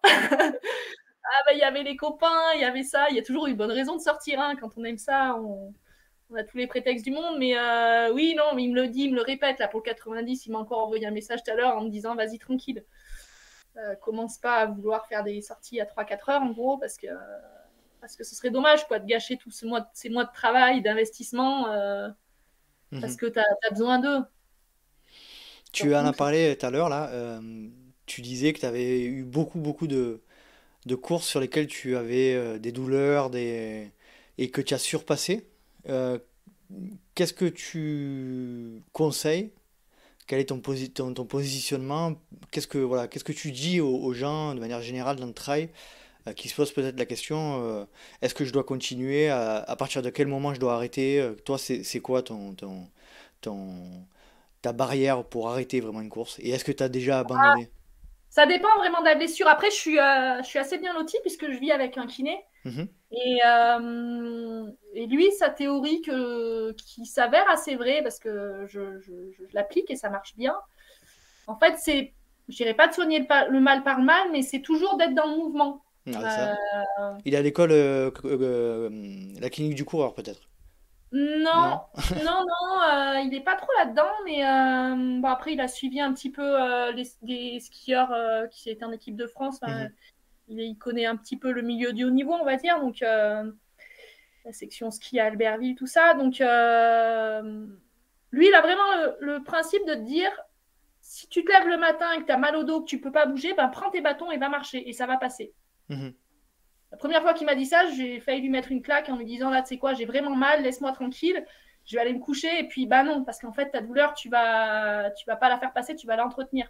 Eh Si oui. tu as mal à l'épaule parce que tu as une tendinite, c'est pas de rester bras ballants qui va faire progresser le truc. Travaille tes abaisseurs. En fait, c'est un peu, oui, d'arriver à connaître l'origine de la douleur. Alors, sur une déchirure musculaire, bien sûr que non, tu vas pas forcer, ce serait complètement stupide. Ou sur une Mais entorse. Et encore ouais, que, et encore après, que, et encore que les protocoles pour se remettre d'une entorse, c'est très rapidement la remise en activité, que ce soit en vélo ou... et oui, oui, on Mm. y est de plus en plus. Hein, à- enfin, il y a eu, c'est comme en tout, hein, tu as toujours des thèses, antithèses, machin, on Mm. revient toujours un petit peu en arrière.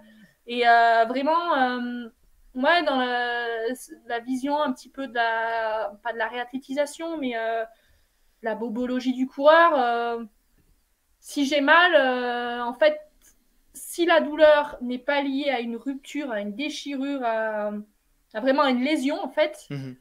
et ben, au contraire, il va falloir travailler parce que c'est des adaptations. La tendinite, c'est juste un signe d'une non-adaptation, d'une progression qui est trop rapide. Donc en fait, si tu la laisses en te disant ben, je mets du froid et je masse et ça va passer, ben, ta douleur, ta tendinite, tu vas la traîner pendant C'est un des pansement années. sur une jambe de bois, on appelle. Ouais, non, mais oui, c'est ça. C'est complètement ça. Si on traite pas la cause de la tendinite, on traite pas la tendinite en fait. Ouais. Mm. Et en fait, si tu vas bouger intelligemment, Mhm. et ben, tu vas rééquilibrer tes chaînes musculaires. C'est comme toutes les pubalgies. Enfin, euh, bah justement, enfin, peut-être en Niro de Gasquet, mais ouais, à un moment, si tu penses pas à rééquilibrer tes chaînes musculaires, et ben, tu vas forcément le payer. Et si tu fais qu'entretenir ce truc de bah, j'ai mal, je fais pas, et ben, tu n'iras jamais vers mieux en fait. Et, Justement, puisque tu en as parlé, c'est pour ça qu'on s'était contacté un peu aussi à un moment donné sur les réseaux. Tu as été formé à la méthode de Gasquet.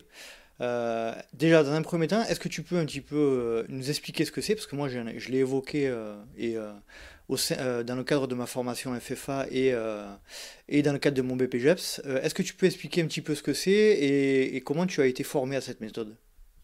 alors, De Gasquet, à la base, c'est une dame qui faisait du yoga pour elle et qui revisitait en fait toutes les postures pour voilà, le placement, la respiration, pour essayer de l'adapter un petit peu à son ressenti.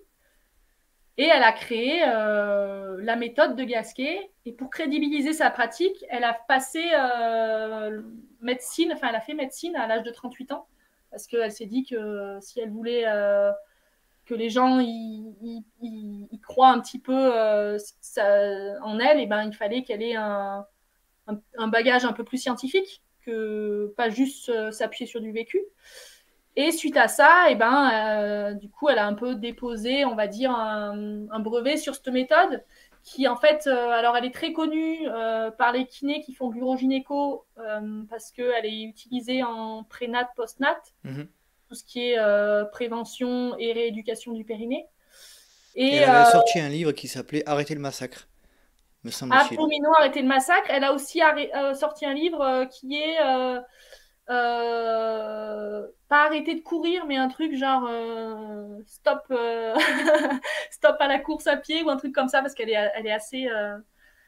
Elle n'est pas anti-course à pied, mais elle explique qu'en fait, les chocs répétés au niveau du périnée, il faut quand même faire attention. Après, Mhm. c'est discutable.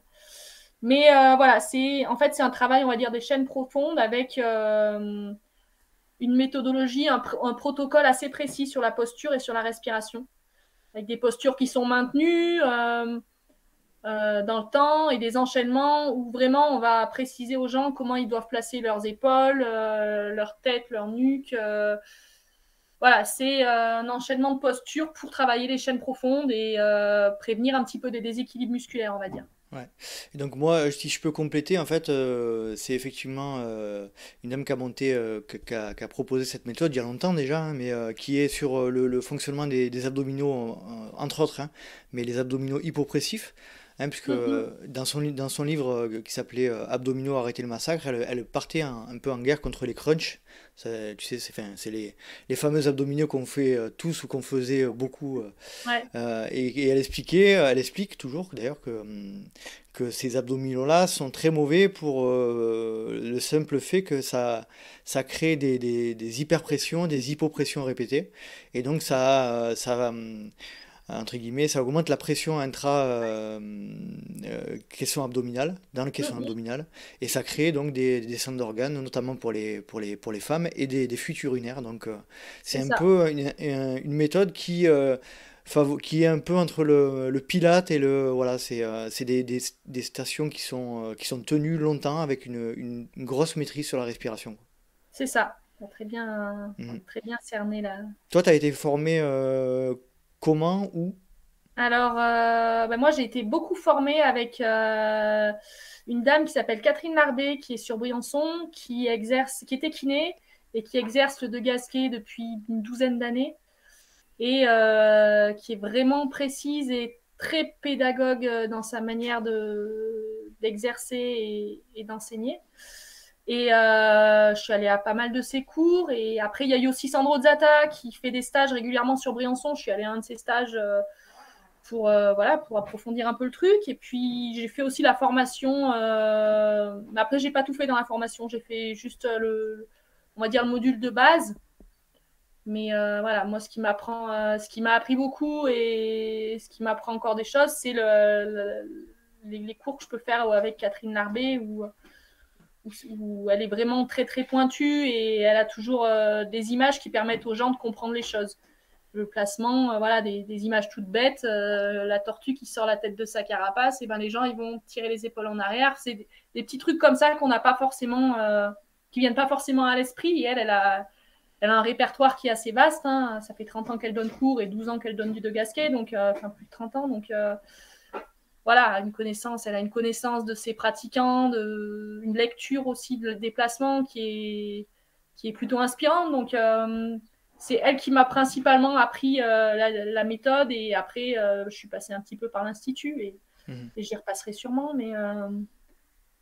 Mais voilà, après, c'est assez récent hein, chez moi, ça, un an et demi. Ce sont des méthodes qui sont pas récentes, hein, qui datent d'un petit moment déjà, mais qu'on voit apparaître à peine, notamment a priori, où j'ai entendu ça récemment au sein de l'INSEP, où jusqu'à encore il y a peu de temps, il était légion d'entraîner les athlètes avec des crunchs. Alors c'est peut-être, certains me donneront tort, mais c'est ce qu'on m'a dit récemment, à confirmer. Et effectivement, a priori, la méthode de Gasquet apparaît de plus en plus au haut niveau du sport professionnel. Toi, de ton côté, c'est comme tu le dis, ça fait pas très longtemps que tu en as entendu parler, quoi. Non, non, moi, je l'ai découvert avec la naissance de ma fille, hein, rééducation du périnée. Voilà, on m'a parlé un petit peu d'abdos progressifs. Et puis après, j'ai rencontré Catherine Larbé. Et puis, les choses se sont fait comme ça. Mais c'est pas le genre de truc que j'aurais découvert dans une école, enfin, à Dans le, l'athlétisme dans le ou cadre dans... du sport, quoi. Ouais, non, non, non, non, pas du tout. Enfin, moi, même le BPJEPS que j'ai passé, l'activité physique pour tous, on m'a fait faire des crunchs, hein, Mhm. ça m'a pas choqué à l'époque et on m'a appris plein de postures que aujourd'hui je ne ferai absolument pas faire à mes adhérents. Mais oui, il y a toujours un décalage entre ce qu'on fait en formation et en fait ce qu'on devrait faire, hein. problème peut-être je sais pas, des centres de formation, des formateurs, il y a un souci quelque part, mais Non, il y mais a... comme on disait tout à l'heure, les formateurs doivent aussi apprendre, c'est un peu ce qu'on disait avec Jean-Louis, hein, Mm, apprendre et se renseigner au fur et à mesure de ce qui sort, c'est de ce qui ça. évolue. Nous, moi, dans le cadre de mon BPGEPS, et j'ai fait le même que toi, on a clairement dit à plusieurs reprises que les crunchs répétitifs comme ça, c'était très mauvais. Donc, tu vois, ça évolue quand même, notamment au sein des formations aussi, quoi. Oui, oui, oui, c'est bien, c'est bien. Mm. Après, faudrait que ça aille encore un peu plus vite. Ah, ça, c'est clair. Pour en revenir aux questions un peu vaches, enfin vaches, euh, je vais te poser la question, est-ce que tu peux me parler de ton moment extraordinaire? C'est un moment unique lié au trail, pas forcément le plus beau, mais le plus atypique. Mon moment extraordinaire, le plus atypique. Ah! Euh, si je te dis l'éco-trail de Paris, tu vas me dire oui, Vas-y, mais vas-y, non. dis Vas-y, toujours. hein. Bah, je te l'ai déjà raconté, mais Ouais. Une situation ubuesque, drôle, pas drôle, il n'y a rien qui te vient. il y en a plein. Après, tu vois, si je te dis quand je suis allée à Millau faire, je sais plus, le trail du viaduc, ou bah, c'est Jean-Louis qui m'a amené. Je bossais le vendredi, la course était le vendredi soir. Je suis arrivée en fait genre 5 minutes avant le départ. J'avais mon gros sac de campement avec tout mon bazar. J'ai vu Olivier Guy, le team manager du team Adidas. Je lui ai en gros balancé mon sac et je me suis rendu compte que j'avais pas de frontal pour une course nocturne. Donc j'ai regardé Jean-Louis. Il m'a C'est dit bon, ça embêtant. va, ça. Ouais. Du coup, il m'a prêté sa frontale et je suis partie. Fit ça quoi. Mais après, ça choquera pas trop les gens qui me connaissent. Hein, j'étais comme ça. Hein. En fait, ta carrière, c'est un moment extraordinaire en elle-même, de manière générale. C'était. Non, mais je change quand même. Je désespère pas. Non, non, je suis un peu plus prévoyante qu'avant. Je te dis de manière très sereine parce que je suis un peu comme ça aussi, donc il n'y a pas de... Et ouais, ouais, non, mais tu vois, après, c'est des façons d'être. Hein. On peut pas changer. Non, Allez, non. je vais te poser une autre question, c'est la deuxième fois que je la pose. Ton moment, qu'est-ce que je fous là? T'en as parlé un petit peu tout à l'heure. Ouais, il y a eu. Bah, oui, il y a eu. Ouais, il y en a eu plusieurs. Les passerelles de Monténard l'année passée. Qu'est-ce que je fous là? Bah oui, bah Fred, il m'avait appelé. Quelle idée. En fait, je fais le marathon du Mont Blanc et derrière, une semaine après, il y avait les passerelles de Monténard qui étaient sélection pour les mondiaux de trail qui n'ont pas eu lieu, mais bon, bref. Et Fred Bousseau, avec qui je m'entends super bien, c'est On un salue, Fred. super copain, bah ouais, bien sûr. Et il m'appelle, il me dit, faut que tu viennes, il y a une place à prendre, je pense, pour toi, là, faut que tu viennes essayer. Je dis, mais j'ai le marathon du Mont Blanc dans les jambes, ça fait même pas une semaine que j'ai couru, et en plus, je devais courir un 60 bornes en relais avec un copain une semaine après. Je me voyais absolument pas l'UTB qui est magnifique dans le Beaufortin, c'est pareil, c'est une course de cœur. Bref, du coup, je me voyais pas ne pas y aller. Et du coup, je me pointe aux passerelles, un peu entre deux. Jean-Louis, il me dit, mais en fait, bah, si tu dois courir une semaine après, tu choisis. À un moment, si tu vois que t'es pas dans le game, tu t'arrêtes, quoi. Du coup, je suis allée sur le départ, mais en fait, déjà, j'osais pas m'échauffer parce que j'avais mal aux jambes. Donc, quand tu pars sur cette base-là, t'es quand même mal barré, même si c'est que 40 bornes. Et T'as mis des guillemets avec tes deux mains, hein, je précise. ouais, bah ouais, j'ai un peu du mal avec cet allongement des distances qu'on banalise. Et voilà, pour moi, un 20 bornes, ça peut être aussi dur, voire plus dur qu'un 80. Et voilà, j'ai fait je crois que la course la plus dure que j'ai fait, c'était un 3000 sur piste. Hein. Ouais, C'est pas le il y même a pas sport. Ah non, non, non, non, c'est pas le même sport. Et la notion du temps est bien relative quand même à l'effort. Il y a un moment où, ouais, 10 minutes, ça peut être super long en fait. Et du coup, aux passerelles, et ben ouais, pas de jambes, pas de jambes, pas de jambes. Les filles qui partent. Jean-Louis m'avait dit en gros, si tu vois que t'es pas dans les 5, arrête quoi. Et du coup, j'ai essayé de m'accrocher, mais enfin, une des sensations que j'ai jamais eues. Le truc où c'est un peu comme dans les rêves où des fois tu essaies de courir, tu es poursuivi et tu sais pas pourquoi tu cours au ralenti. Bah, c'était ça. J'étais au ralenti. Mais le truc Je vois. improbable, quoi. Pas d'énergie, rien. Bon, j'ai arrêté au bout d'une heure et demie. J'ai dit Tu non, t'es mais fait là, en fait. rattraper par le monstre? Ouais, il m'a dévoré, il m'a anéanti. Non, non, mais vraiment, ce truc, voilà. Là, c'était qu'est-ce que je fous là? Pourquoi j'ai fait ce déplacement? Puis j'avais ramené ma gamine. Voilà, c'est toujours le même truc. Quand t'as un enfant, c'est compliqué de se dire. T'as voulu faire plaisir à Fred. J'ai voulu faire plaisir à Fred, ouais. J'espère qu'il en sera reconnaissant. Mais oui, voilà, j'ai essayé, j'ai vu que non, et je me suis dit, oui, qu'est-ce que je fous là? Là, sur le coup, Parfait. Bon, bah, il était parfait ton moment, qu'est-ce que je fous là. Donc, je ça suis assez casse pas. content de cette nouvelle question, je suis très content. C'est quoi comment tu vois l'avenir là au niveau trail, on va dire. Déjà, quels sont tes objectifs de l'année? Tu as parlé du marathon du Mont Blanc, de la TDS, si je dis pas de bêtises, Ouais. cette année. Ça va être Yes, la première fois que tu fais aussi long, non? j'ai jamais fait si long, non. Mais Voilà. après, j'ai un collègue qui m'a dit, tu sais quoi, la TDS, c'est peut-être la dernière année. Du Hmm. coup, j'ai foncé. Alors, Jean-Louis m'a dit, mais c'est ridicule, tu as jamais dépassé les 11 heures de course, pourquoi tu t'as mis sur un truc de plus de 20 heures? Je lui ai dit, écoute, c'est maintenant ou jamais, donc j'y vais. Et puis, voilà, j'adore le Beaufortin, donc ça passe dans le À la Beaufortin. n'importe quoi. Ouais, on Hmm. verra. On On verra verra. bien. Et puis, ouais, voilà, c'est pas. Ce qui se passera, ce Comment qui se tu te passera. sens? Tu te sens anxieuse malgré l'expérience que tu as? Bon, tu as peu d'expérience de ce genre de format long, mais Pour le moment, j'ai comment hâte. tu Après, l'abordes? peut-être que la veille, je serais morte de trouille, mais là, à l'heure actuelle, je me dis, j'ai hâte de voir en fait ce que ça fait de partir à minuit et de se dire, waouh, je vais 24, enfin, Hmm. moins de 24 heures, mais voilà, j'ai quand même une nuit à passer, une journée et ça à parcourir, quoi. Mais voilà, après, on verra bien le moment venu.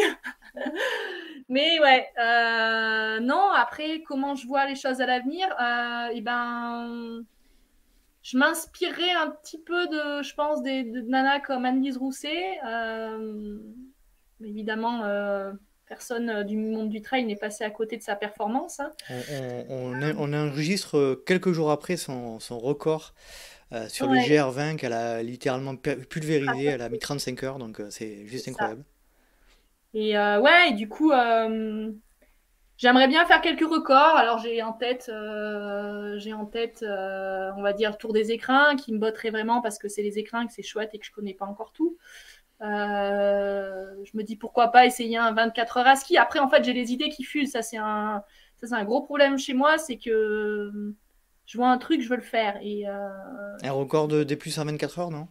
en ski, ouais, j'aimerais bien essayer Mais en ski. en course à pied, non? Ah, en course à pied, bah non. Non, ça te dit rien. Non, parce que je sais pas si c'est le témoignage d'Aurélien Dunant qui m'a fait dire que c'était pas pour moi, mais non. Après, j'ai une copine qui fait pas mal de 24 heures et 6 jours sur piste et je l'ai déjà vue assister un petit peu et je me suis dit qu'absolument, c'était vraiment pas pour moi.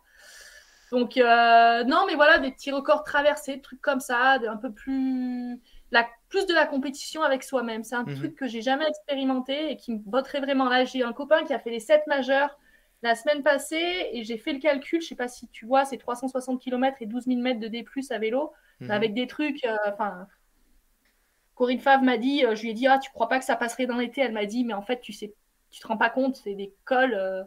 Mhm. Des cols, c'est perdu, c'est du 15% sur des kilomètres, enfin c'est à beau quoi. Et bon, Mhm. Corinne Fabre, vu la force de caractère, la force de la nature que c'est, quand elle me dit ça, je me dis moi je peux peut-être la croire. Va falloir réfléchir. Donc ouais, ouais.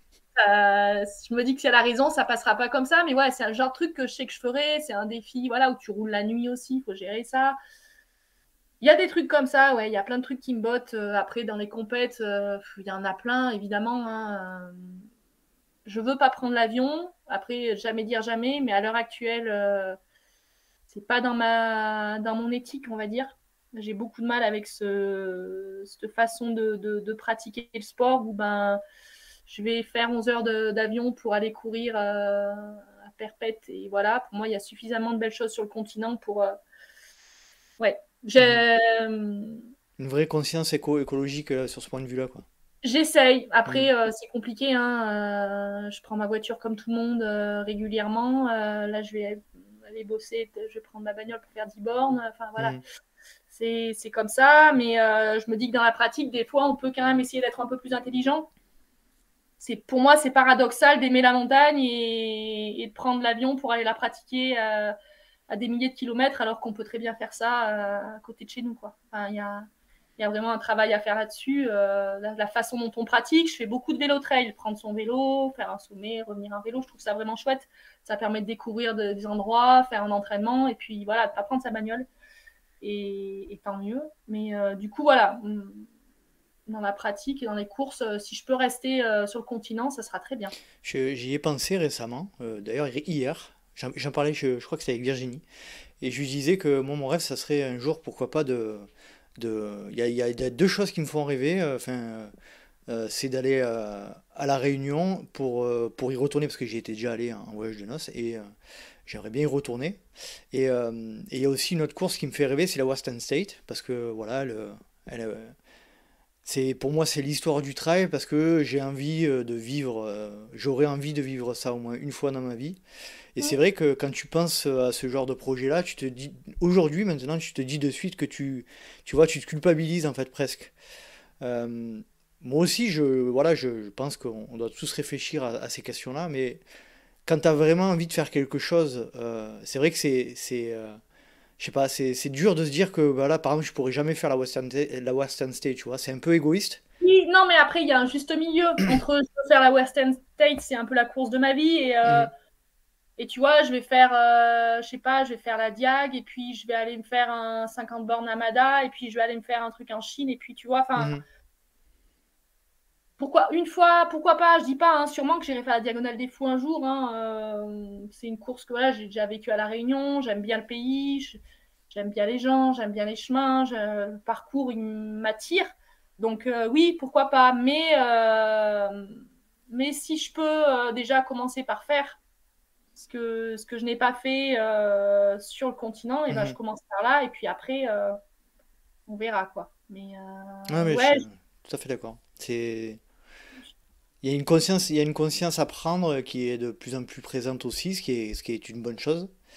Après, toi, tu fais partie, ouais, de ces athlètes-là qui fondamentalement refusent aujourd'hui de prendre l'avion pour aller courir, quoi. complètement. Ouais, ouais, Mhm. ouais. Et puis même juste aller courir, tu vois, je suis dans les Alpes. Aller courir dans les Pyrénées, ça me dérange. Mhm. C'est 10 heures de bagnole, ouais, ok. La logistique, déjà, c'est compliqué. Et puis 10 heures de bagnole.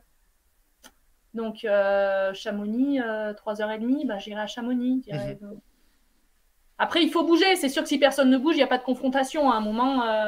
Ouais, c'est ça aussi, ouais. Mais voilà, après, il y a moyen de trouver des endroits un peu plus intelligents, on va dire. Mhm. On est d'accord, on est d'accord, on est d'accord.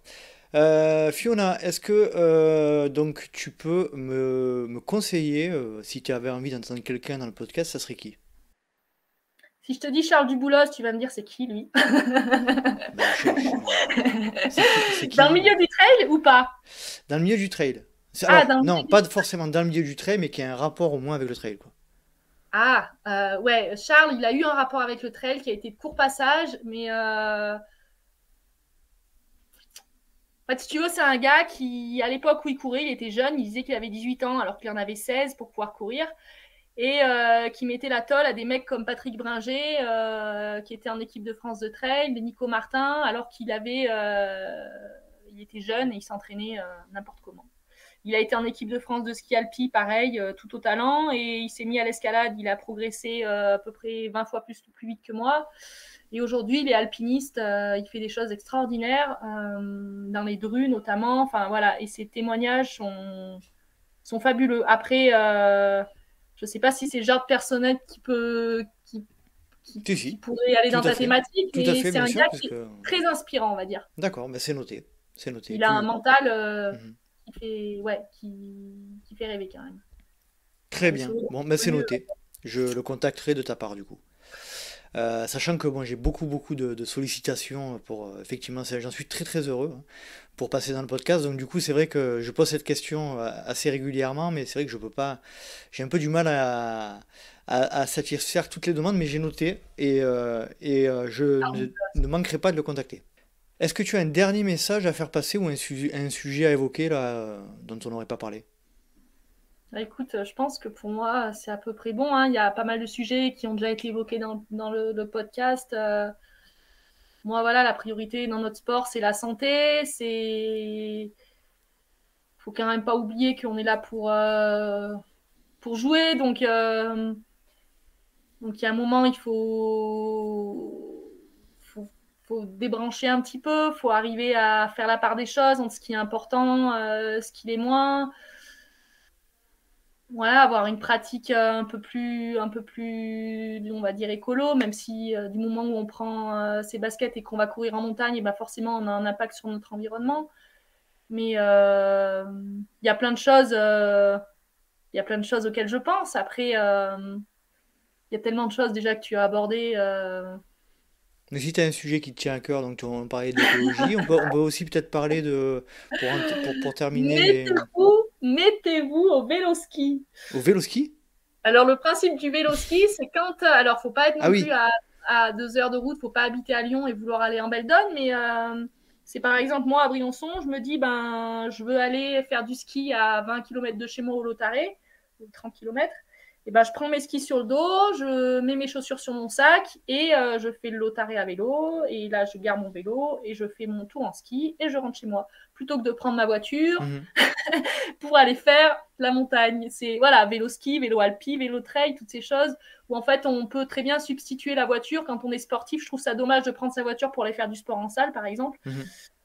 Quand on peut, évidemment. Après, mais voilà, c'est réfléchir différemment à notre pratique. Qu'est-ce que je peux mettre en place qui reste faisable, hein. C'est pas, je vais pas arrêter le sport parce que si je prends ma voiture pour aller en salle de sport, et ben je pollue. Non, c'est comment je peux pratiquer différemment pour avoir le moins d'impact. Parce que quand même, on est doté de jambes et on a du matériel maintenant qui nous permet de nous déplacer autrement qu'en cramant de l'essence. Donc, ouais, c'est comment je peux pratiquer pour être plus en adéquation avec le milieu que j'apprécie et voilà, Mhm. dans lequel j'évolue, quoi. C'est noté. Changer de logiciel. Changeons de logiciel, effectivement. C'est pas chose Ouais, c'est aisée, ça. mais Ouais, euh, c'est toute une éducation, hein. c'est ça. Et C'est ça. une mauvaise habitude. Juste pour terminer, tu disais que t'étais maman depuis combien de temps? Elle va avoir 2 ans et demi. Voilà, donc c'est très récent. Mm. On a parlé un petit peu d'Annelise Rousset tout à l'heure qui a un petit garçon de 1 an avec Adrien. Adrien qu'on salue. Et du coup, toi, de ton point de vue, qu'est-ce que cette maternité a changé chez toi? Alors peut-être d'une manière générale et puis après du côté sportif. Choses. Beaucoup de choses. Je j'arrive plus à relativiser. Mhm, J'ai beaucoup de stress par rapport à la grossesse, par rapport aux premiers mois de ma fille, l'angoisse de la mort subite du nourrisson, des choses comme ça, qui font qu'aujourd'hui, ben, finalement, des fois, t'es pas à ta place dans une course. Ouais, ça va, t'es déçu, t'es machin, mais c'est pas grave, il y a pire. mhm. Euh, Ta fille va bien, elle a le smile, bon, ok, elle a un peu trop de caractère, mais, Il en faut. mais ouais, Pour faire une mini Fiona Porte, il en faut. je pense que là-dessus, elle est meilleure que moi. Et ouais, après, voilà, c'est relativiser un petit peu les choses. Et puis, bon, elle m'a amené beaucoup de fatigue, hein, parce que c'est une petite que j'allaite encore à 2 ans et demi Ouais. et qui me réveille encore des fois la nuit, maman tété, maman machin. Et du coup, ouais, elle me prend beaucoup d'énergie. Forcément, quand on arrive des fois de l'entraînement, on a envie de se poser, elle a envie de jouer. Donc, eh ben, on va jouer. Enfin, faut arriver à être un peu plus polyvalent, on a moins de récup, mais voilà, c'est des choix de vie et c'est chouette, hein, Et d'un point de vue sportif, tu disais tu prends un peu plus de recul, effectivement, mais tu le fais un peu plus pour qu'elle soit fière ou pas encore? C'est non, encore trop tôt? Non, pas non, du non, tout. moi ça m'ennuie un petit peu. Je sais que le Hmm. 4 du Mont Blanc qui part à 4 heures du mat, elle va vouloir téter à 6 heures, je serai pas là, Ouais. ça m'angoisse un petit peu de me dire t'es peut-être pas au bon endroit au bon moment. Après, voilà, 2 ans et demi, c'est pas 6 mois, donc c'est plus dans ses besoins. Mais oui, non, non, ça reste. Je le fais pas pour qu'elle soit fière. Pour moi, elle est pas du tout là-dedans. Et voilà, si elle vient m'encourager, c'est top. Mais je fais pas ça pour. Je pense que si je peux l'éduquer à la montagne, ce sera une belle chose. Après, si elle est compétitrice, elle l'est. Si elle l'est pas, et ben tant mieux. Enfin, c'est pas. Ouais, qu'elle aime la montagne, j'aime. Je dirais pas que c'est une T'aimerais bien. obligation, mais quand même, j'y tiens. Ouais, voilà, Hmm. qu'elle ait un peu d'amour pour l'environnement et voilà, mais d'émerveillement. Mais Mhm. après, Elle fera ce qu'elle fera, mais... D'accord. Ouais. Cool, merci beaucoup Fiona. On va passer aux questions rapides. Tu Yes. connais le principe des réponses courtes et pas d'arguments, s'il te plaît. C'est bon? On essaye. Plat favori après la course. Glace. Boisson favorite après la course. Perrier pêche. Ouh, ça c'est bon ça. Perrier pêche. Ah ouais. Ah, j'ai c'est jamais bon, goûté. Perrier sirop de pêche. Ouais. Ah oui. Oh là, j'aime bien, j'adore le sirop de pêche et j'adore le Perrier, je vais essayer ça. Je te dirai. Comme quoi. Je te dirai. Sur les courses, tu es plutôt gel, bar, les deux ou aucun des deux? Ah, ça c'est compliqué parce que, ouais. En fait, je suis bar, mais on est en train de me convertir au gel. Je ne citerai pas de marque, mais on m'a fait essayer un truc. J'ai dit quand même, pour des questions d'encombrement et rapport, ce que tu mets en carbonate, en glucides, par rapport au volume que ça te prend, je vais venir au gel. Fait maison ou industriel? Et pas industriel. Tu es plutôt grosse rafale de vent ou grosse averse de pluie? Le vent. Racine ou verglas? Là, Racine. je crois connaître. Ah, t'as dit racine? Ouais, j'ai dit. Non, mais je cours pas l'hiver. Hein. Ah oui, c'est vrai que tu cours pas Du l'hiver. ski, bah ouais, en ski, on n'a pas Ah ce bah oui. problème de l'hiver. C'est vrai, c'est vrai. Tu préfères courir de nuit ou de jour? 2 jours. Le matin, le midi ou le soir? Matin. Quand tu cours, tu es plutôt podcast, musique ou bruit de la nature? Je suis les 3, mais en fait, ça dépend de la séance. Si c'est dur, je vais mettre de la musique. Si c'est de la longue balade, du podcast. Et si c'est de la longue balade, j'ai envie de profiter de la nature, mais un des 3. T'alternes comme moi. C'est bien. Ouais, C'est bien ça. j'alterne, ouais. Sur les séances un peu péchues, tu mets de la musique, non? Ah ouais. On est pareil. Pareil. Et justement, puisqu'on parle de musique, t'as une musique un peu dont tu parles à personne? Oh, il y en a plein. Sur les séances dures, moi je mets du AC/DC, hein, ça passe Ah ouais, bien. ça c'est bon ça. Ouais, faut y aller. Hein, à un moment, Ah oui, là, tu mets du AC/DC, là, tu pètes toutes tes séances de VMA, là, tu les fais péter. Hein. C'est ça. À ma vitesse, à 15 à l'heure max. Bon, mais c'est cool. Merci beaucoup, Fiona. C'était excellent. On a parlé de plein de choses. Hein. Franchement, on a été à 360 degrés, là. On a évoqué 80 sujets différents. C'était Ça a été excellent. bon, comme d'hab. Ouais, c'était excellent. On continue 5 petites minutes, si tu veux bien, pour les Patreons. C'est la communauté des gens qui me soutiennent et qui m'ont posé quelques questions pour toi. Ouais. Donc, si tu veux bien y répondre, ça serait cool. Allez, En tout cas, je te remercie et puis à très vite. Salut. à très vite. Ciao. Bye bye. Ciao. Et voilà, cet épisode est à présent terminé. J'espère que vous avez apprécié la compagnie de Fiona Porte, que je remercie une nouvelle fois pour le temps qu'elle nous a accordé. Si vous souhaitez rejoindre le Let's Try Podcast sur les réseaux sociaux, rien de plus simple, rendez-vous sur Facebook ou Instagram à Let's Try Podcast. Vous pouvez également me suivre sur LinkedIn ou Strava à Nicolas Guilleneuf et peut-être intégrer la tribu des Patreons, ce groupe Strava privé réservé à la communauté des soutiens du LTP. N'hésitez pas également, si vous en avez la possibilité, à mettre un petit commentaire et 5 étoiles sur les plateformes Apple Podcast et Spotify. C'est ce qui aide à faire remonter le LTP dans le classement et être plus visible. D'ici là, j'espère vous retrouver pour un prochain numéro du Let's Try Podcast. Et n'oubliez pas, si vous pensez que c'est impossible, faites-le pour vous prouver que vous aviez tort. Salut.